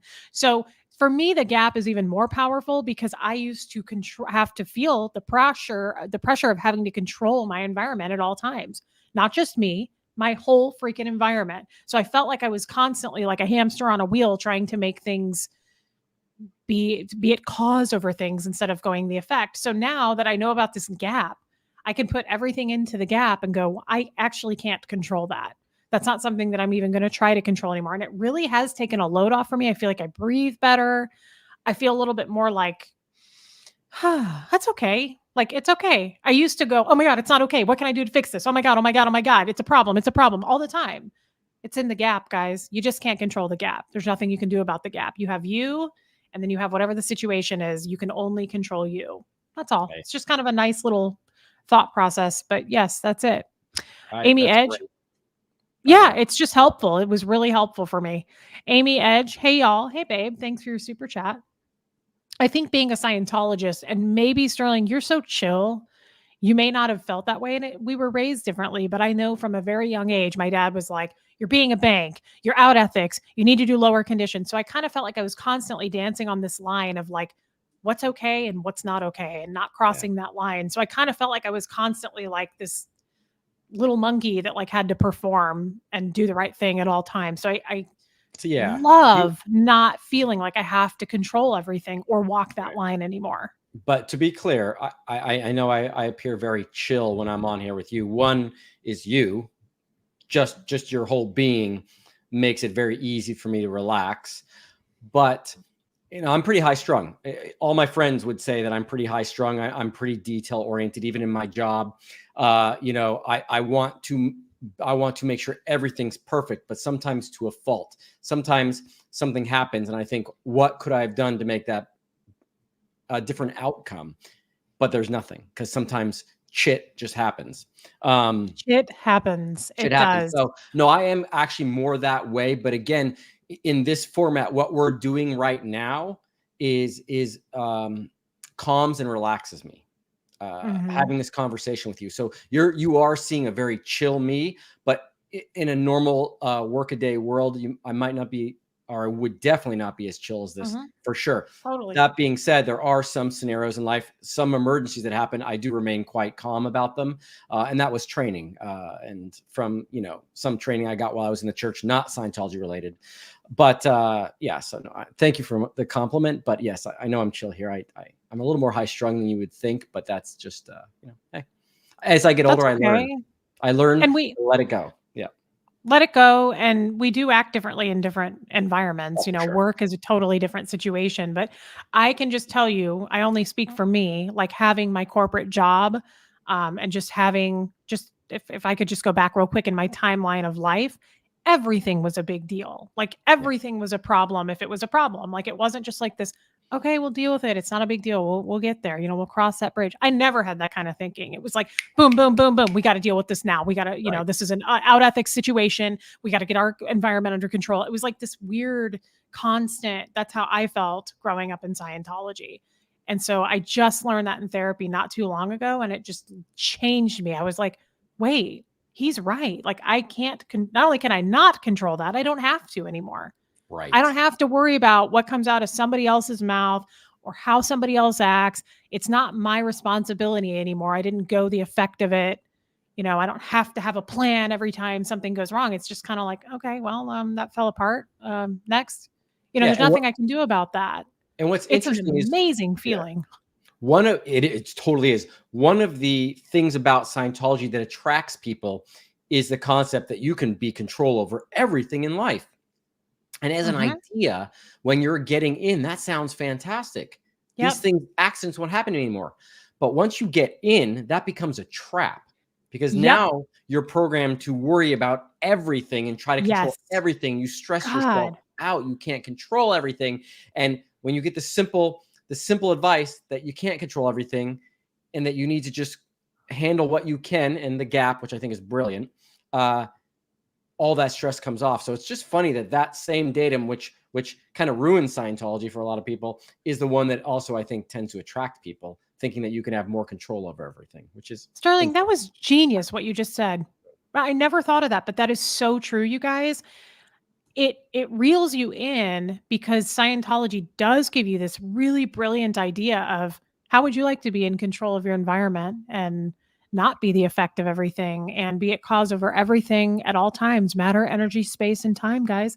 How would you like to be in control of everything? They almost sell it to you like I always thought OT8 sounded just like John Travolta in Phenomenon, like telekinetic. Like you just can control your environment. You're just over everybody. That's what they sell. But then once you're reeled into it and you're a seasoned Scientologist, it's like cracking a whip at all. You're just training all the time for everything. And again, I felt like I was just like constantly like, hopscotching, like, and if you mess up and something goes wrong, like he said, if you get sick or if something goes bad in your family life, it's like, well, what did you do that you didn't control that? Yeah. Why did you let your body go out of communication with you and now you're sick? Why are you not in control of that part of your body? I mean, that's what I would get told. Yeah. No, if I broke something or anything, it was like, well, why did you go out of communication with that part of the body? Why are you why is it out of control? How come you don't have that under control?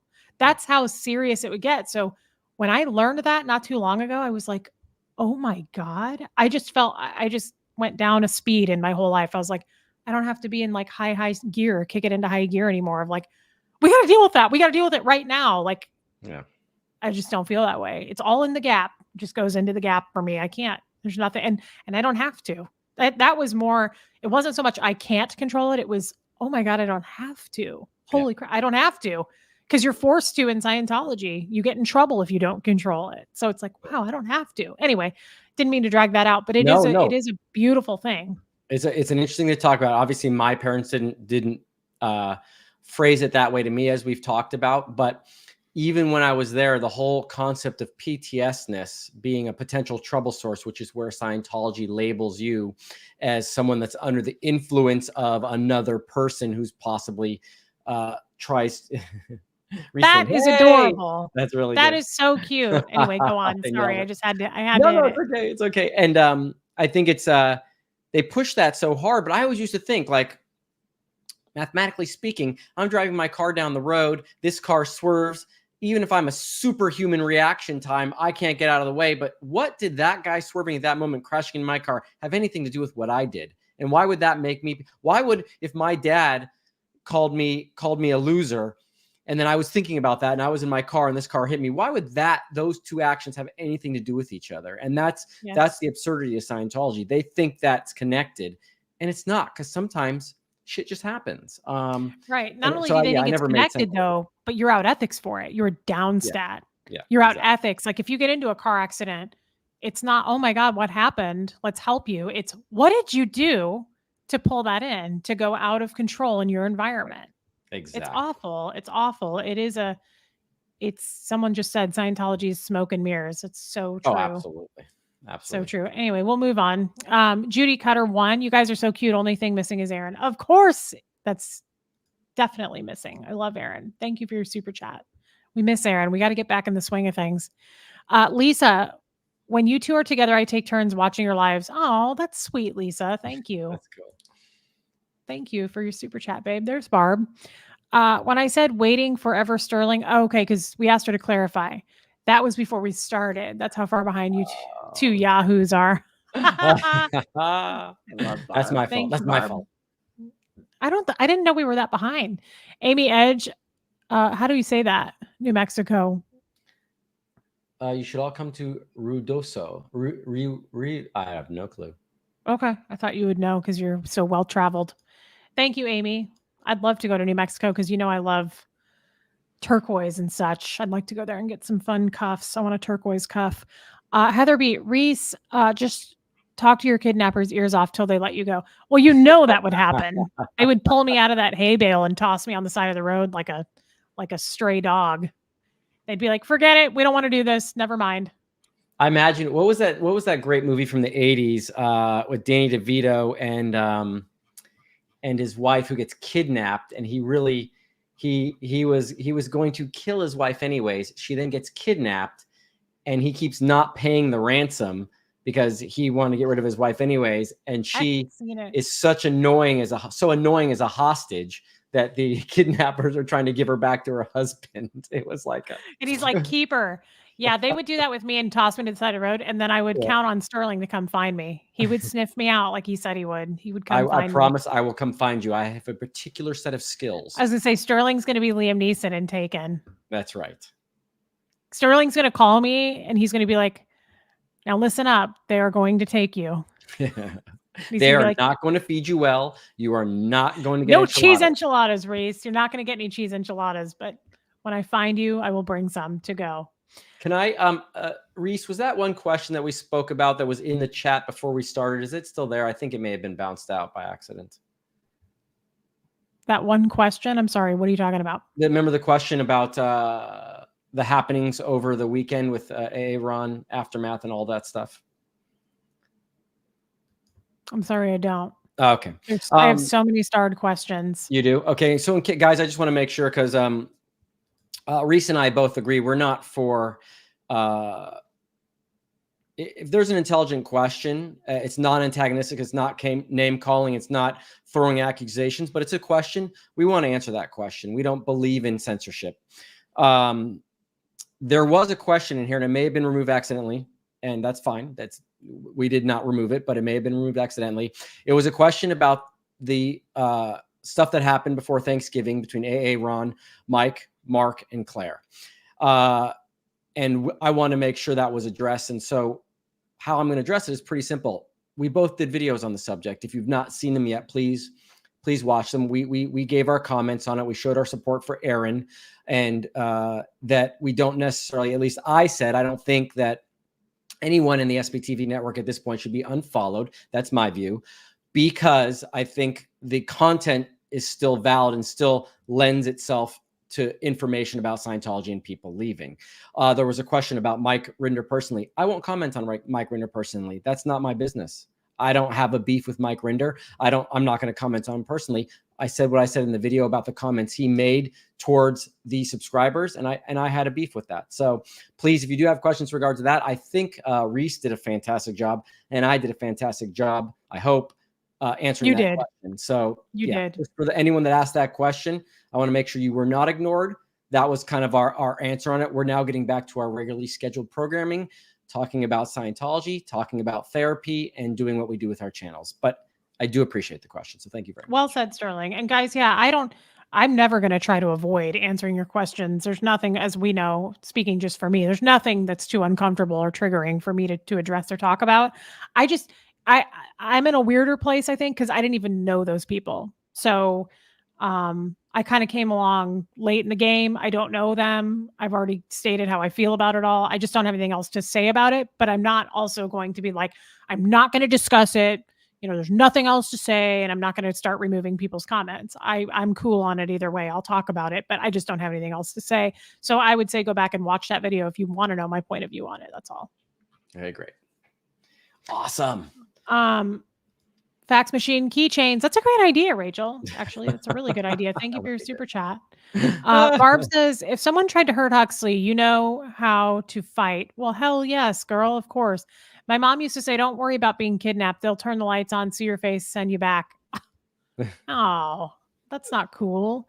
No, I would straight up turn into a Wolverine with Huxley, of course. And again, if someone tried to attack and steal me, I would, like I said, I would at least start biting like Hannibal Lecter style. And I pity the fool. I pity the fool that did it with a fax machine anywhere around Reese, because she could use that thing as a lethal weapon for sure. I'm trained very well in the field of fax machines, so look out. Lisa, there's pepper gel that doesn't have any blowback and really sticks. Ooh, okay. That's good to know, Lisa. Thank you. Thank you for your super chat.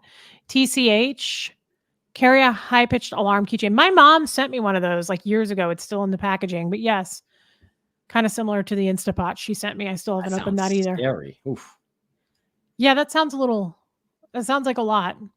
Blakey, Joe Walsh rocks so hard. I love their song In the City. I love that song. As a matter of fact, I think I'm going to download that on my Apple Music. Thank you for reminding me. That's great. Purple Groovy. Reese, what Scientology tactic would you use if you were being kidnapped? I would put on my auditor's hat and I would be like, good question. I would start going down the list. I would be like, so what crimes have you committed besides this one? Yeah, if you happen to have a large set of L. Ron Hubbard lectures on you and you had a way to play that constantly, they may throw you out eventually. The kidnapper would be like, I'm out. I'm out. We're done. Yeah. I'm done with this career in general. You're the last person I'm kidnapping. That's what I would do. Yeah. I would start sec checking my kidnapper. That's hilarious. Christina Leon, finish up setting diamonds and sapphire in a customer's ring just in time to catch. Oh, dang. I need to see pictures of that. That sounds amazing. I love both of those things. Christina, thank you for your super chat. Allison Byrne, Reese, I thought we were friends. Allison, we are friends. See, people get mad, Sterling, when I say I don't have any friends. I know you guys would come searching for me if I were kidnapped. Let's hope that never happens, by the way. But a lot of you would come out of the woodwork, I'm sure. And Allison's one of them, I have no doubt. And Sterling with his metal detector. If I can remember correctly, she said she would if invited. Oh, probably Nora. I bet we're talking about Nora there. IB360. Yeah. Good. Nice. Well, that's good to know. Yes. Joni Cummings, we love Reese and Sterling. Of course you do, Joni, and we love you, babe. Thank you. For Riesling. We'd like to be referred to as Riesling. Riesling. Yeah. That's cute. That was adorable. And I'm surprised it took that long to come up with. Tampa B Man, thank you, Barbara. Congrats on the first 17K. That's crazy. That's just how crazy far behind we are. We are far behind. Yep. Teresa, I think the Down the Rabbit Hole was a JW, Jehovah's Witness. Oh, interesting. That's possible. I couldn't say that for sure, but that's very possible. Catherine wants to know milk or dark chocolate? Milk for me. Oh, you mean as far as chocolate goes? Yes. Yeah, dark chocolate for sure. Yes. Ooh, dark. I knew it. I had a feeling you were going to say that. Strike one. Lori, what is your favorite color, Sterling? My favorite color is bleu, which is French for blue. Every guy's favorite color is blue. It's so weird. Well, I'm a Dodgers fan. That kind of, works out that way. What did your mom think about Reese's father's tactics? I have never spoken to her about that directly, so I don't know, but that's a great question to ask her next time. When will Nancy New Sterling and Huxley's sports stream happen? Good question. I need to get that going. Huxley really wants to start a channel and talk about sports. That would be awesome. I would do it with them. I would love to talk about sports with them. I know you would. If you could have a superpower, Sterling, what would it be? Flying and always flying. Okay, not me. If I could have a superpower, I would want to be able to talk to any and all animals. That would actually be cool. That'd actually be cool.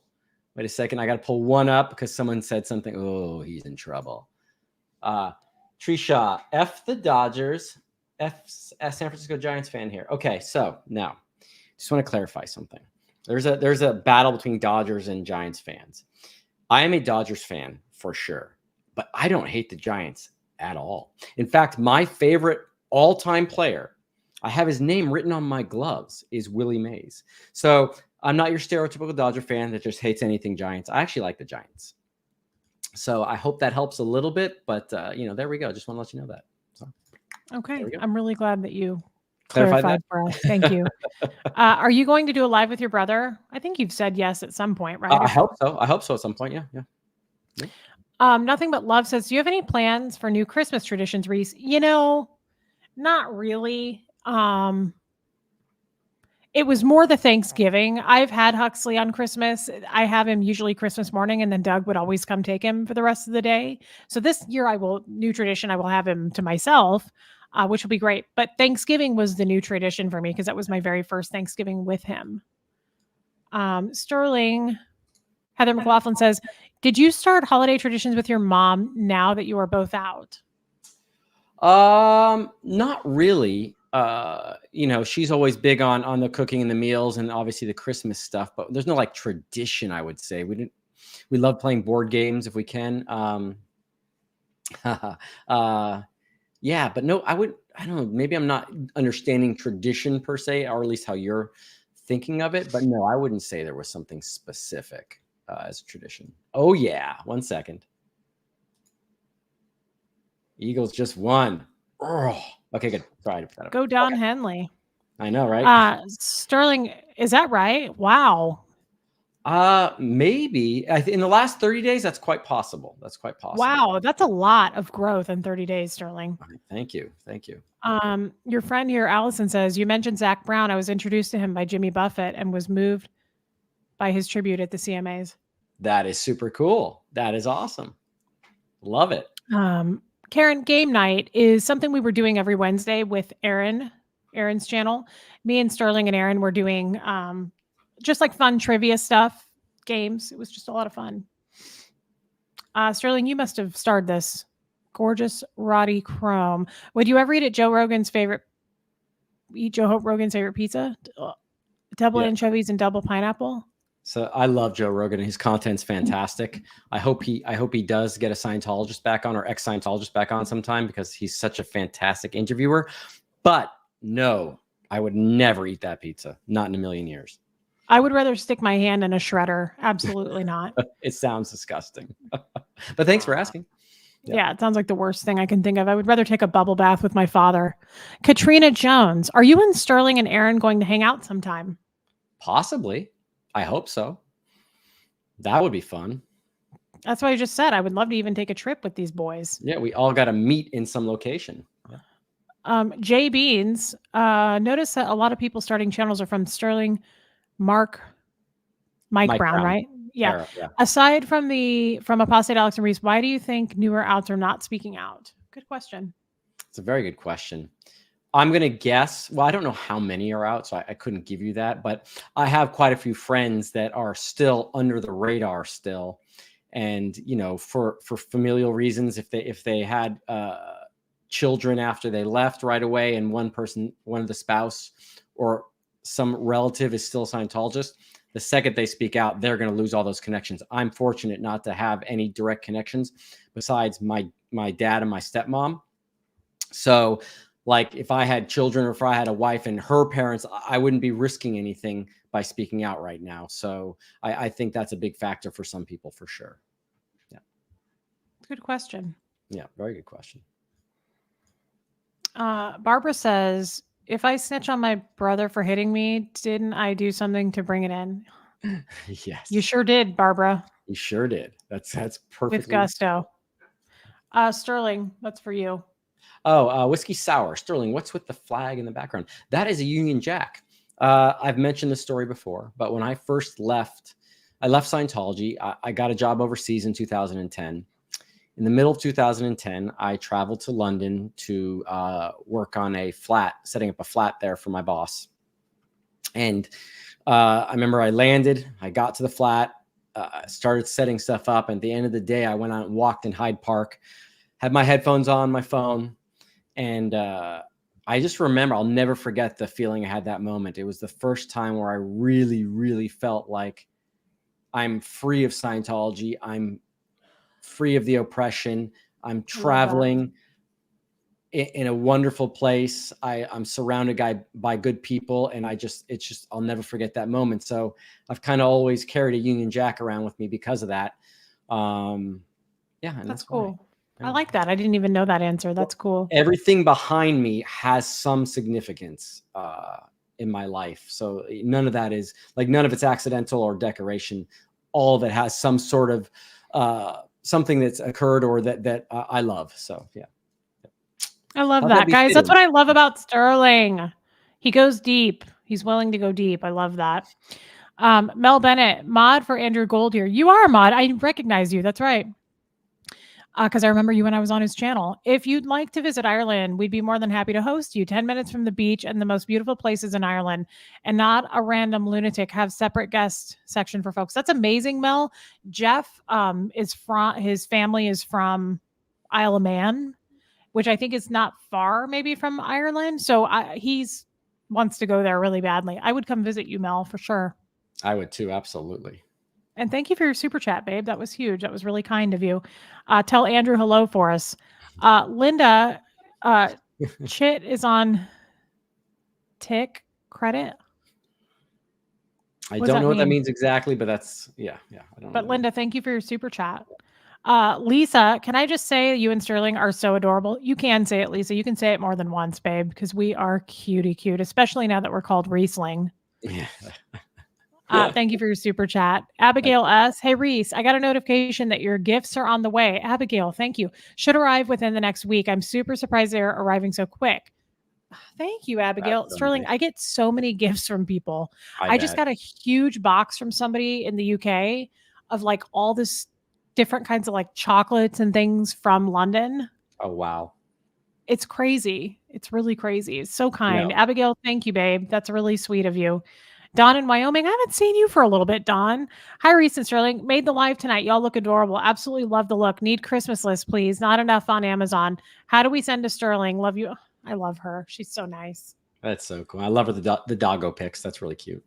You know, Dawn, I haven't updated or even looked at my Amazon list because I just don't anymore. And it got weird for a minute. And people were like, you're trying to get gifts from people. And I wasn't. I didn't even want to set that up. But in the very beginning, people were pushing me constantly. And they were like, please, please, please. So I did. And I haven't even looked at it. But thank you, Dawn. Dawn, if you go to my YouTube page, you'll find my email address on there. And you can email me if you'd like. That's very sweet. Yep. Sharon Paris, as a non-Scientologist, I would understand Jenna's book because I would love to read it. Would I understand? Yeah. Oh, yes, you would. yeah. Yes, you would. Her book is really good. And it's one of the few books that describes very, very well the time at the ranch and growing up in Scientology from her perspective, and also the ups and downs of being related to David Miscavige. Jenna is David Miscavige's niece. So it's a wonderful book. It's a wonderful book. Mary, by the way, I just want to say thank you. Give you a gift, but need to do more YouTube stalking. You're cute, Mare. Thank you. Thanks, Mare. Let's see. Oracle. Okay, get it together, Oracle Reese. One. I have subbed to both of you since you started your channels. I don't always comment, but do pay attention. Love to you both. Aw. Plus Thank you. Aaron from Australia. That's really sweet. Thanks, babe. We appreciate that. I'll take over reading duties if you pop them up, just because I can't see them all. Excellent. As we know. Thank you. Fat Cat's Heaven. Both happy and carefree. How old do each of you feel? Thank you so much for the super chat. What an interesting question. That is. Reese, you get to go first. Well, because I, for the last few years, have really only dated super old men, I would say that I feel a little bit older than 39. I've always felt a little older than I am. So how old do I feel? I feel like I'm in my 40s, to be honest, mid 40s. All right. I've always felt slightly immature, a little bit of arrested development, just because when I left the church. So I feel like I'm in my probably early to mid 30s, to be honest with you. So we flip-flopped. Yeah, we flip-flopped a little bit, hence the hat on backwards. No, and I generally get mistaken for 35, 36 too. But yeah, it is what it is. So I think Sterling is 7 or 8 years older than me. So yeah, we flip-flopped. And if you get me with water slides or slip and slides or anything like that, I like a child, I start having so much fun and just cackling full time. So oh my God, that's adorable. Yeah. We'd love to see that. Ooh, that's a tough question. Not for me. Oh, what's yours? Go first. No question. The National. They've been my favorite band for a long time. Funnily enough, that's also Andrew Gold's favorite band. We talked about that after our live. I said something. He said, you're in Kansas? And I said, no, I used to be in Kansas. We were talking after the live. And he goes, that's just one of my favorite songs. I'm not in Kansas. And I said, by The National, and he was like, "You know them?" And I said, "Yeah, I've seen them in concert 3 times. They're my favorite band." He was like, "No way, they're my favorite band." So we went on and on about that. I love The National. I would have to, God, I listen to so much music. Like right now, I'm listening to Duran Duran, A View to a Kill, because I had a conversation with someone about James Bond the other day. So I just get into phases where I remember songs as a kid that I really love. Yeah. But Duran Duran's not my favorite. But consistently, the band I probably go back to the most, that relaxes me the most, would have to be the Eagles. I love the Eagles. Yeah. Now I have to say The National is a newer band, and that's weird for me. I don't know any new age music. I'm Sterling right there. Like I love Elton John, the Rolling Stones, the Eagles, Bob Seger. I love Bob Seger. I actually love like 70s and 80s. That's kind of where I hang out. I love Van Morrison, Supertramp. That's really my style. Lori plays. I also love Queen and Fleet Foxes. That's cool. That now I know that's your favorite, Lori. That's really cool. Let me unstar those. Okay, here you go, Sterling. Mia, the assist. Thank you so much for the super chat, Mia. The Gap just helped me put this holiday hard time in a good place. Thank you, Reese. Thank you. That's sweet. And that's so That cool. is sweet. Yes, the Gap is very helpful, Mia. I'm glad that it helps you. We already read this one, but thank you for your super chat, Ellen. That's just adorable. That's got to be the best. That's got to be the best name. So cute. Yeah. Lisa Trimble. In AA, we say drop the rock. The Gap is the same idea. Awesome. Oh, that's kind of cool. That's another way of putting it. Yeah, that's cool, Lisa. I like that. Really Thanks for sharing, babe. Linda Bedwell. You guys make YouTubing look so easy. Thank you for the super chat. It's not as easy as you would think. But again, when you have someone that you gel with, that you're natural with, like a Reese and how Reese is with me, it actually is quite easy because it's just like having a conversation. The only thing is we have to sometimes look into the camera. I would much rather be looking at Reese, but then that just looks weird to you guys. So it is fun to do for sure. And easy. It's sometimes. Actually, it is easy for me, and it was easy from day one for me. The only thing that was hard for me to get used to was popping up questions and talking at the same time. And now I feel like I'm super quick at it. I can just do it easily. But thank you for saying that, Linda. There you Don go. and Wyo, you both did a phenomenal job in response. I disagree with name calling. We're all here in support of all of you. No need for name calling or malicious comments from either side. Don, I love that. Don. Yes. Thank you so much. That is very fair and balanced, Don. We want to get back to the message, which is the destructive practices of Scientology. We want to get as many people out as possible, and we want to help those who were victims of Scientology get in the real world and survive. That's the mission of everybody in the end. That's the goal and mission, but I also just like doing my own thing and talking to you guys. I mean, I love to jump on and chit chat with my friends, and that's also my goal. And I'm going to say that's part of therapy too, right? It is. It's very therapeutic. Blake Reed, I just bought my dad and brother Aztec death whistles for Christmas, and my mom is going to kill me. LOL. What are your all plans for Christmas? What are Aztec death whistles? I have no idea, but Blake, I think they are going to kill you over that. They should. They should. I don't know. I don't have any. I go with the flow on Christmas. I like to decorate my house. I like to keep it low key. It's mainly about Huxley, of course. Like Jeff and I don't get each other gifts. I'm just better at buying what I want to buy or telling him, hey, this is what I want. Go ahead and get this from you to me. We don't make a big deal out of Christmas. Do you? Do you get like gifts for your friends and family? I don't really go all out like that. My mom is always like, don't get me anything. Don't get us anything. We don't need anything. Yeah. As you get up in age, gifts don't become such a big thing. It's more about spending time. But if, my mom really wanted something or, she'll ask me sometimes and I'll usually turn her down. But Justin, my twin brother, he's a complete shit. He never gets me anything. So, I'm calling him out here. Yeah. So there we go. I mean, I have to be honest. I don't always get my sister something. I will get her kids something. I will send something to her children. I have gotten her things before, but I don't really go all out like that. There's your answer from Blake. Oh. Are we going to ask why he got those for them? I think are these for in case they're attacked? I think it's in reference to being attacked. I think Blake is sometimes just a silly Sally. You get ASMR. Oh, I see my way out. What's ASMR? I'll see my way out. I'll see my way out. I don't know. Asthma? I don't know. I feel like that stands for something, though. I feel like I've seen It that. must. That's why he said, I'll see my way out. I know, I know. Like he's just been He'll ejected tell from us. the conversation. He'll tell That's us. so funny. Lily Castle. Cool name. Thank you so much for the super chat. It's been a minute since I've caught a live Instagrammed of being alive. Instagrammed of being on the replay crew. Happy to see you all, you little butter biscuits. That sounds like something you would say, Reese. So I'm just going to take out Instagrammed. She caught us live. She's usually on the replay crew, and that is so cool. Thank you, Lily Castle. Yes, babe. Thank you very much. It's hurting my head. Okay.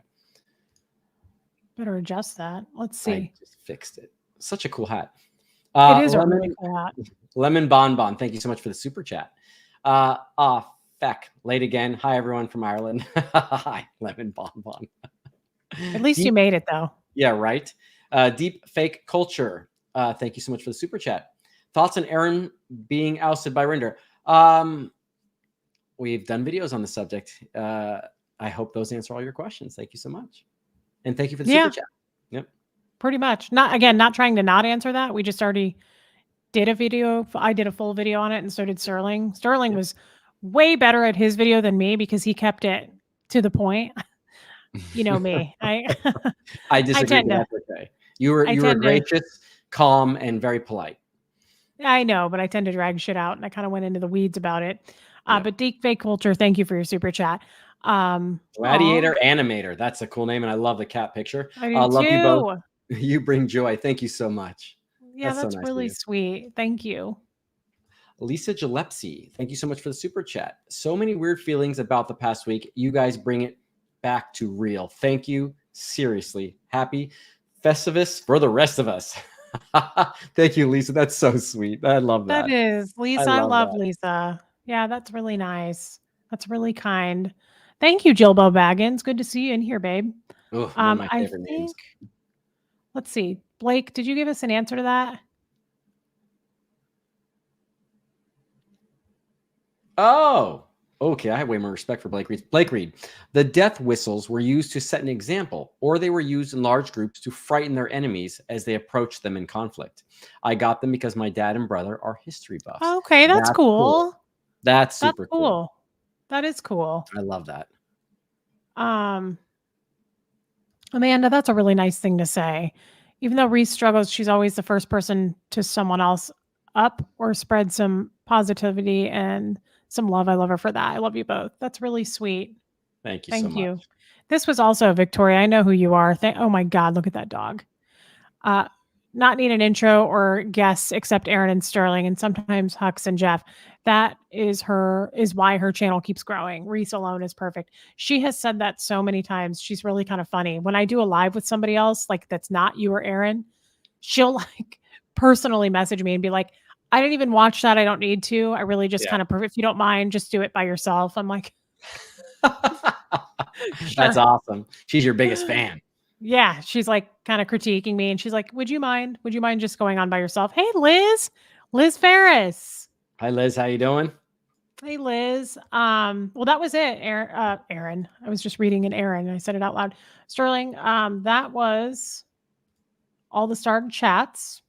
We went longer than you wanted to. So I assume we should, whoops, I didn't mean to hit my computer. We can end off here. Hang tight. I'm just looking one last second to see if there's anything else in the last little chats. Thank you, Liz. Union Jack is upside down. No, it's not. I'm not biting on that. Hamish M. Sterling's Union Jack is upside down. LOL. I'm not biting on that. There's no way that's true. Maybe it is. How could it be upside down? Well, so look at the different markings. It is different. No, it can't be upside down. I don't think so. It's like equal. It's even. It may be upside down. Unless that person is, they may know. They may be an expert on it. Yeah, I might have to check that out. That would be embarrassing. But you know what? If you noticed that, that's hilarious too. Thank you so much. That's really Has cool. anybody ever said that to you? Never. I would look at a picture on Google or something before you change it. I don't know. I mean, I have no idea. I know. I don't want to pull that off the wall. It's so perfectly set there. I might just. It is. Yeah. You may just have to make a joke of it and say it was intentional. Okay, I'm just checking for one last one. And oh, here, Tampa B man. Tampa B man, Barbara. I Snoopy. love Snoopy. Yeah, so another thing, Peanuts was a big part of my childhood. My dad used to have all the comic books. I had a beagle when I was in Scientology. There's a long story to that. And I named my beagle Snoopy. I really love that dog. Unfortunately, it was taken from me. And Snoopy, t-shirts, hats, it's always been a thing. I tend to wear them a lot. And there's something about the Snoopy character that always appealed to me. He's just like this mischievous, happy-go-lucky. When he laughs, it's the best thing. The red bear and all these things just crack me up. Yes. I also love the little sounds he makes. Huxley and I always kind of make the Snoopy when he goes, ah. Do you ever notice that when he does that? I love Snoopy. I've always loved Snoopy. Oh, wait a second. Someone's trying to lure me. Lori Play, Sterling, tell you what, if you come to Tampa, I'll give you my autographed Johnny Bench baseball. Neither of my kids would care to inherit it. Oh my God. Wow. Now you got me thinking. That's incredible, serious. Lori. That's really incredible. Yeah, maybe not just because of that, of course. If I'm over in Florida and I can make it to Tampa, I will do that sometime for sure. It's a little too close to Scientology. It's closer than I'd like to be. But also, I have not been back there in a long, long time. And I was born in Tampa, Clearwater, actually. So, oh, wow. Yeah. That's a good way to get you there, though. Tampa B man Barbara, I'm going to stay with her when I go, and she's going to let me drive her Range Rover. That's if I won the lottery car, I would drive. I want a Range Rover. What? They're pretty cool. They're pretty cool. I just like the boxiness, and I want to have like a bunch of big like rescue dogs hanging out of the side of it. I just think that looks like a fun time. They're cool cars. I mean, they tend to break down sometimes, but they're pretty good cars. Yeah. She said she hates it. She was like, she said, when you get here, you can drive it back to Kansas City. She said it's a real piece of crap. So I don't know, but I think they're cool looking. I know they're very expensive to fix. Yeah. Someone's put this, by the way. They can be. Maria Warren, heck yes to water slide story. My husband and I did them on a cruise. That was just us. Then next one with the kids, we all did them. Guys, if I was walking by a yard and they had a slip and slide, I would jump the fence to go on the slip and slide. I love slip and slides. Something about them is just like so exciting. Really? Oh, I love slip and slides. That's like every time I see a long sloping lawn anywhere, like in Malibu, there's Pepperdine. And every time I drive by Pepperdine, there's like 400 yards of sloping grass. I always imagine me going down on a slip and slide for whatever reason. I know. I don't get that excited over anything, but I get excited you telling that story, like that you would run to the slip and slide. I can't think of anything in life where I'm like, if I was walking past and saw that, I'd go right to it. I guess if I saw like a cute fuzzy bear or like a fun animal, I'd probably run up to it. I heard you mention that the other day, that you possibly think that if you saw a bear in the woods that you could maybe rub their ears. Reese, please don't do that. Like, I think that it would pick up and domesticate itself because it would pick up on my fact that I am like Snow White and I get along with all the animals, and that would be my superpower. I think it would just know that telepathically, and it would let me ride on its back, and I think that would be special. Now, if it didn't work out and I died, Sterling, just know as you were at my funeral, just look at everybody and say, this is how she would have wanted to go. I will say that, but I will also put on your tombstone, I told her not to touch the bear, Sterling. That's fine if you want to pay the extra for that to put it on there. I'll absolutely pay the extra. I'm not paying for that. Okay, you can pay for that. I said don't do it. Yeah. Okay. Yeah. But I mean, I'm just saying, hopefully all these people will come to my funeral if I get eaten by a bear or a mountain lion or such. But just know, I want you to stand up because you'll be in the front row. And I want you to just turn around and say, guys, this is what she wanted. This is what she would have wanted. But I will be live streaming it, just so we're clear. Oh, wow. Fancy. You're going to live stream my funeral? Absolutely. For you. I never thought of that. That's right. It's like a celeb. That's kind of fancy. Reese, have you not seen Cocaine Bear? I have not. I gotta watch that. All right, I could keep doing this all night because you guys are so much fun. Yes, here Atkins in Texas. Blake, what did he say? Blake, he said, Reese, I swear to God, if you get mauled by a bear, if that's how you go, yeah, guys, that's how I would have wanted to go. Honestly, though, I that's why I can't live in Florida. I would totally try to pet the alligators and bring one inside. No, you would not make it in Florida then. Absolutely not. No. No. You get no. Yeah. No. Pet the alligator. You'd give it a hug. Oh yeah. And if one of them tried to grab Gertie, I would go in after it and we'd both die. So that's again how we would go. And that's the tale of Reese. That's how the tale of Reese ends. Okay, I have to answer this one last one. This is funny. So I think my sister. Look, at everyone's memory is not necessarily perfect. They remember different details.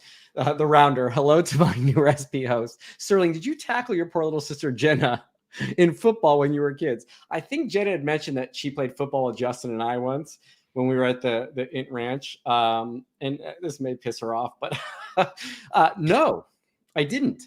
Justin and I were so competitive and so picky about who we let play with us. We would have never selected our little sister, who was half our size, maybe 60 pounds wet, and maybe 4 foot. We would have never played football with our little sister because we would have yelled at her. We would have been mean to her. We would have never let her on, even on the field. Maybe we played tag with her, but never football, guys. We didn't tackle our little sister. Sweet. Mind you, he's also been respectful of girls ever since he was little, guys. But at the same time, if she had played football, of course she would have been on our team. So how could we have tackled her? Anyways, yes, there we go. I love that. But anyways, there we go. We learned that today. Sterling's very respectful of women, and if I ever go missing, he's going to come find me. And if I get killed by an alligator, he's going to stream it live and tell everyone that this is what we wanted for her.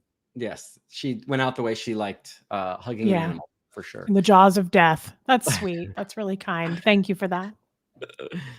All right. Well, to everyone that we got 1,600 at one point. To everyone that tuned in here, thank you so much. We appreciate Thank that. you for subscribing, guys. Seriously. And making sure you're still subscribed. Thank you. Thank you.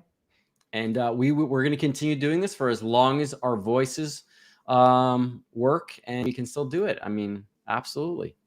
We're going to have Riesling on Sundays. Riesling on Sundays. That's what we're going to call it. Now I've been thinking I need to do a new thumbnail. And now I know what I'm going to put. This is perfect. Yeah, that's cute. I love it. I love it. Okay. All right, kids. I think I'll I see you have a tomorrow. little outro. Let me throw that in there before you just ditch. Here we go. Are you not entertained? Are you not entertained? Is this not why you are here?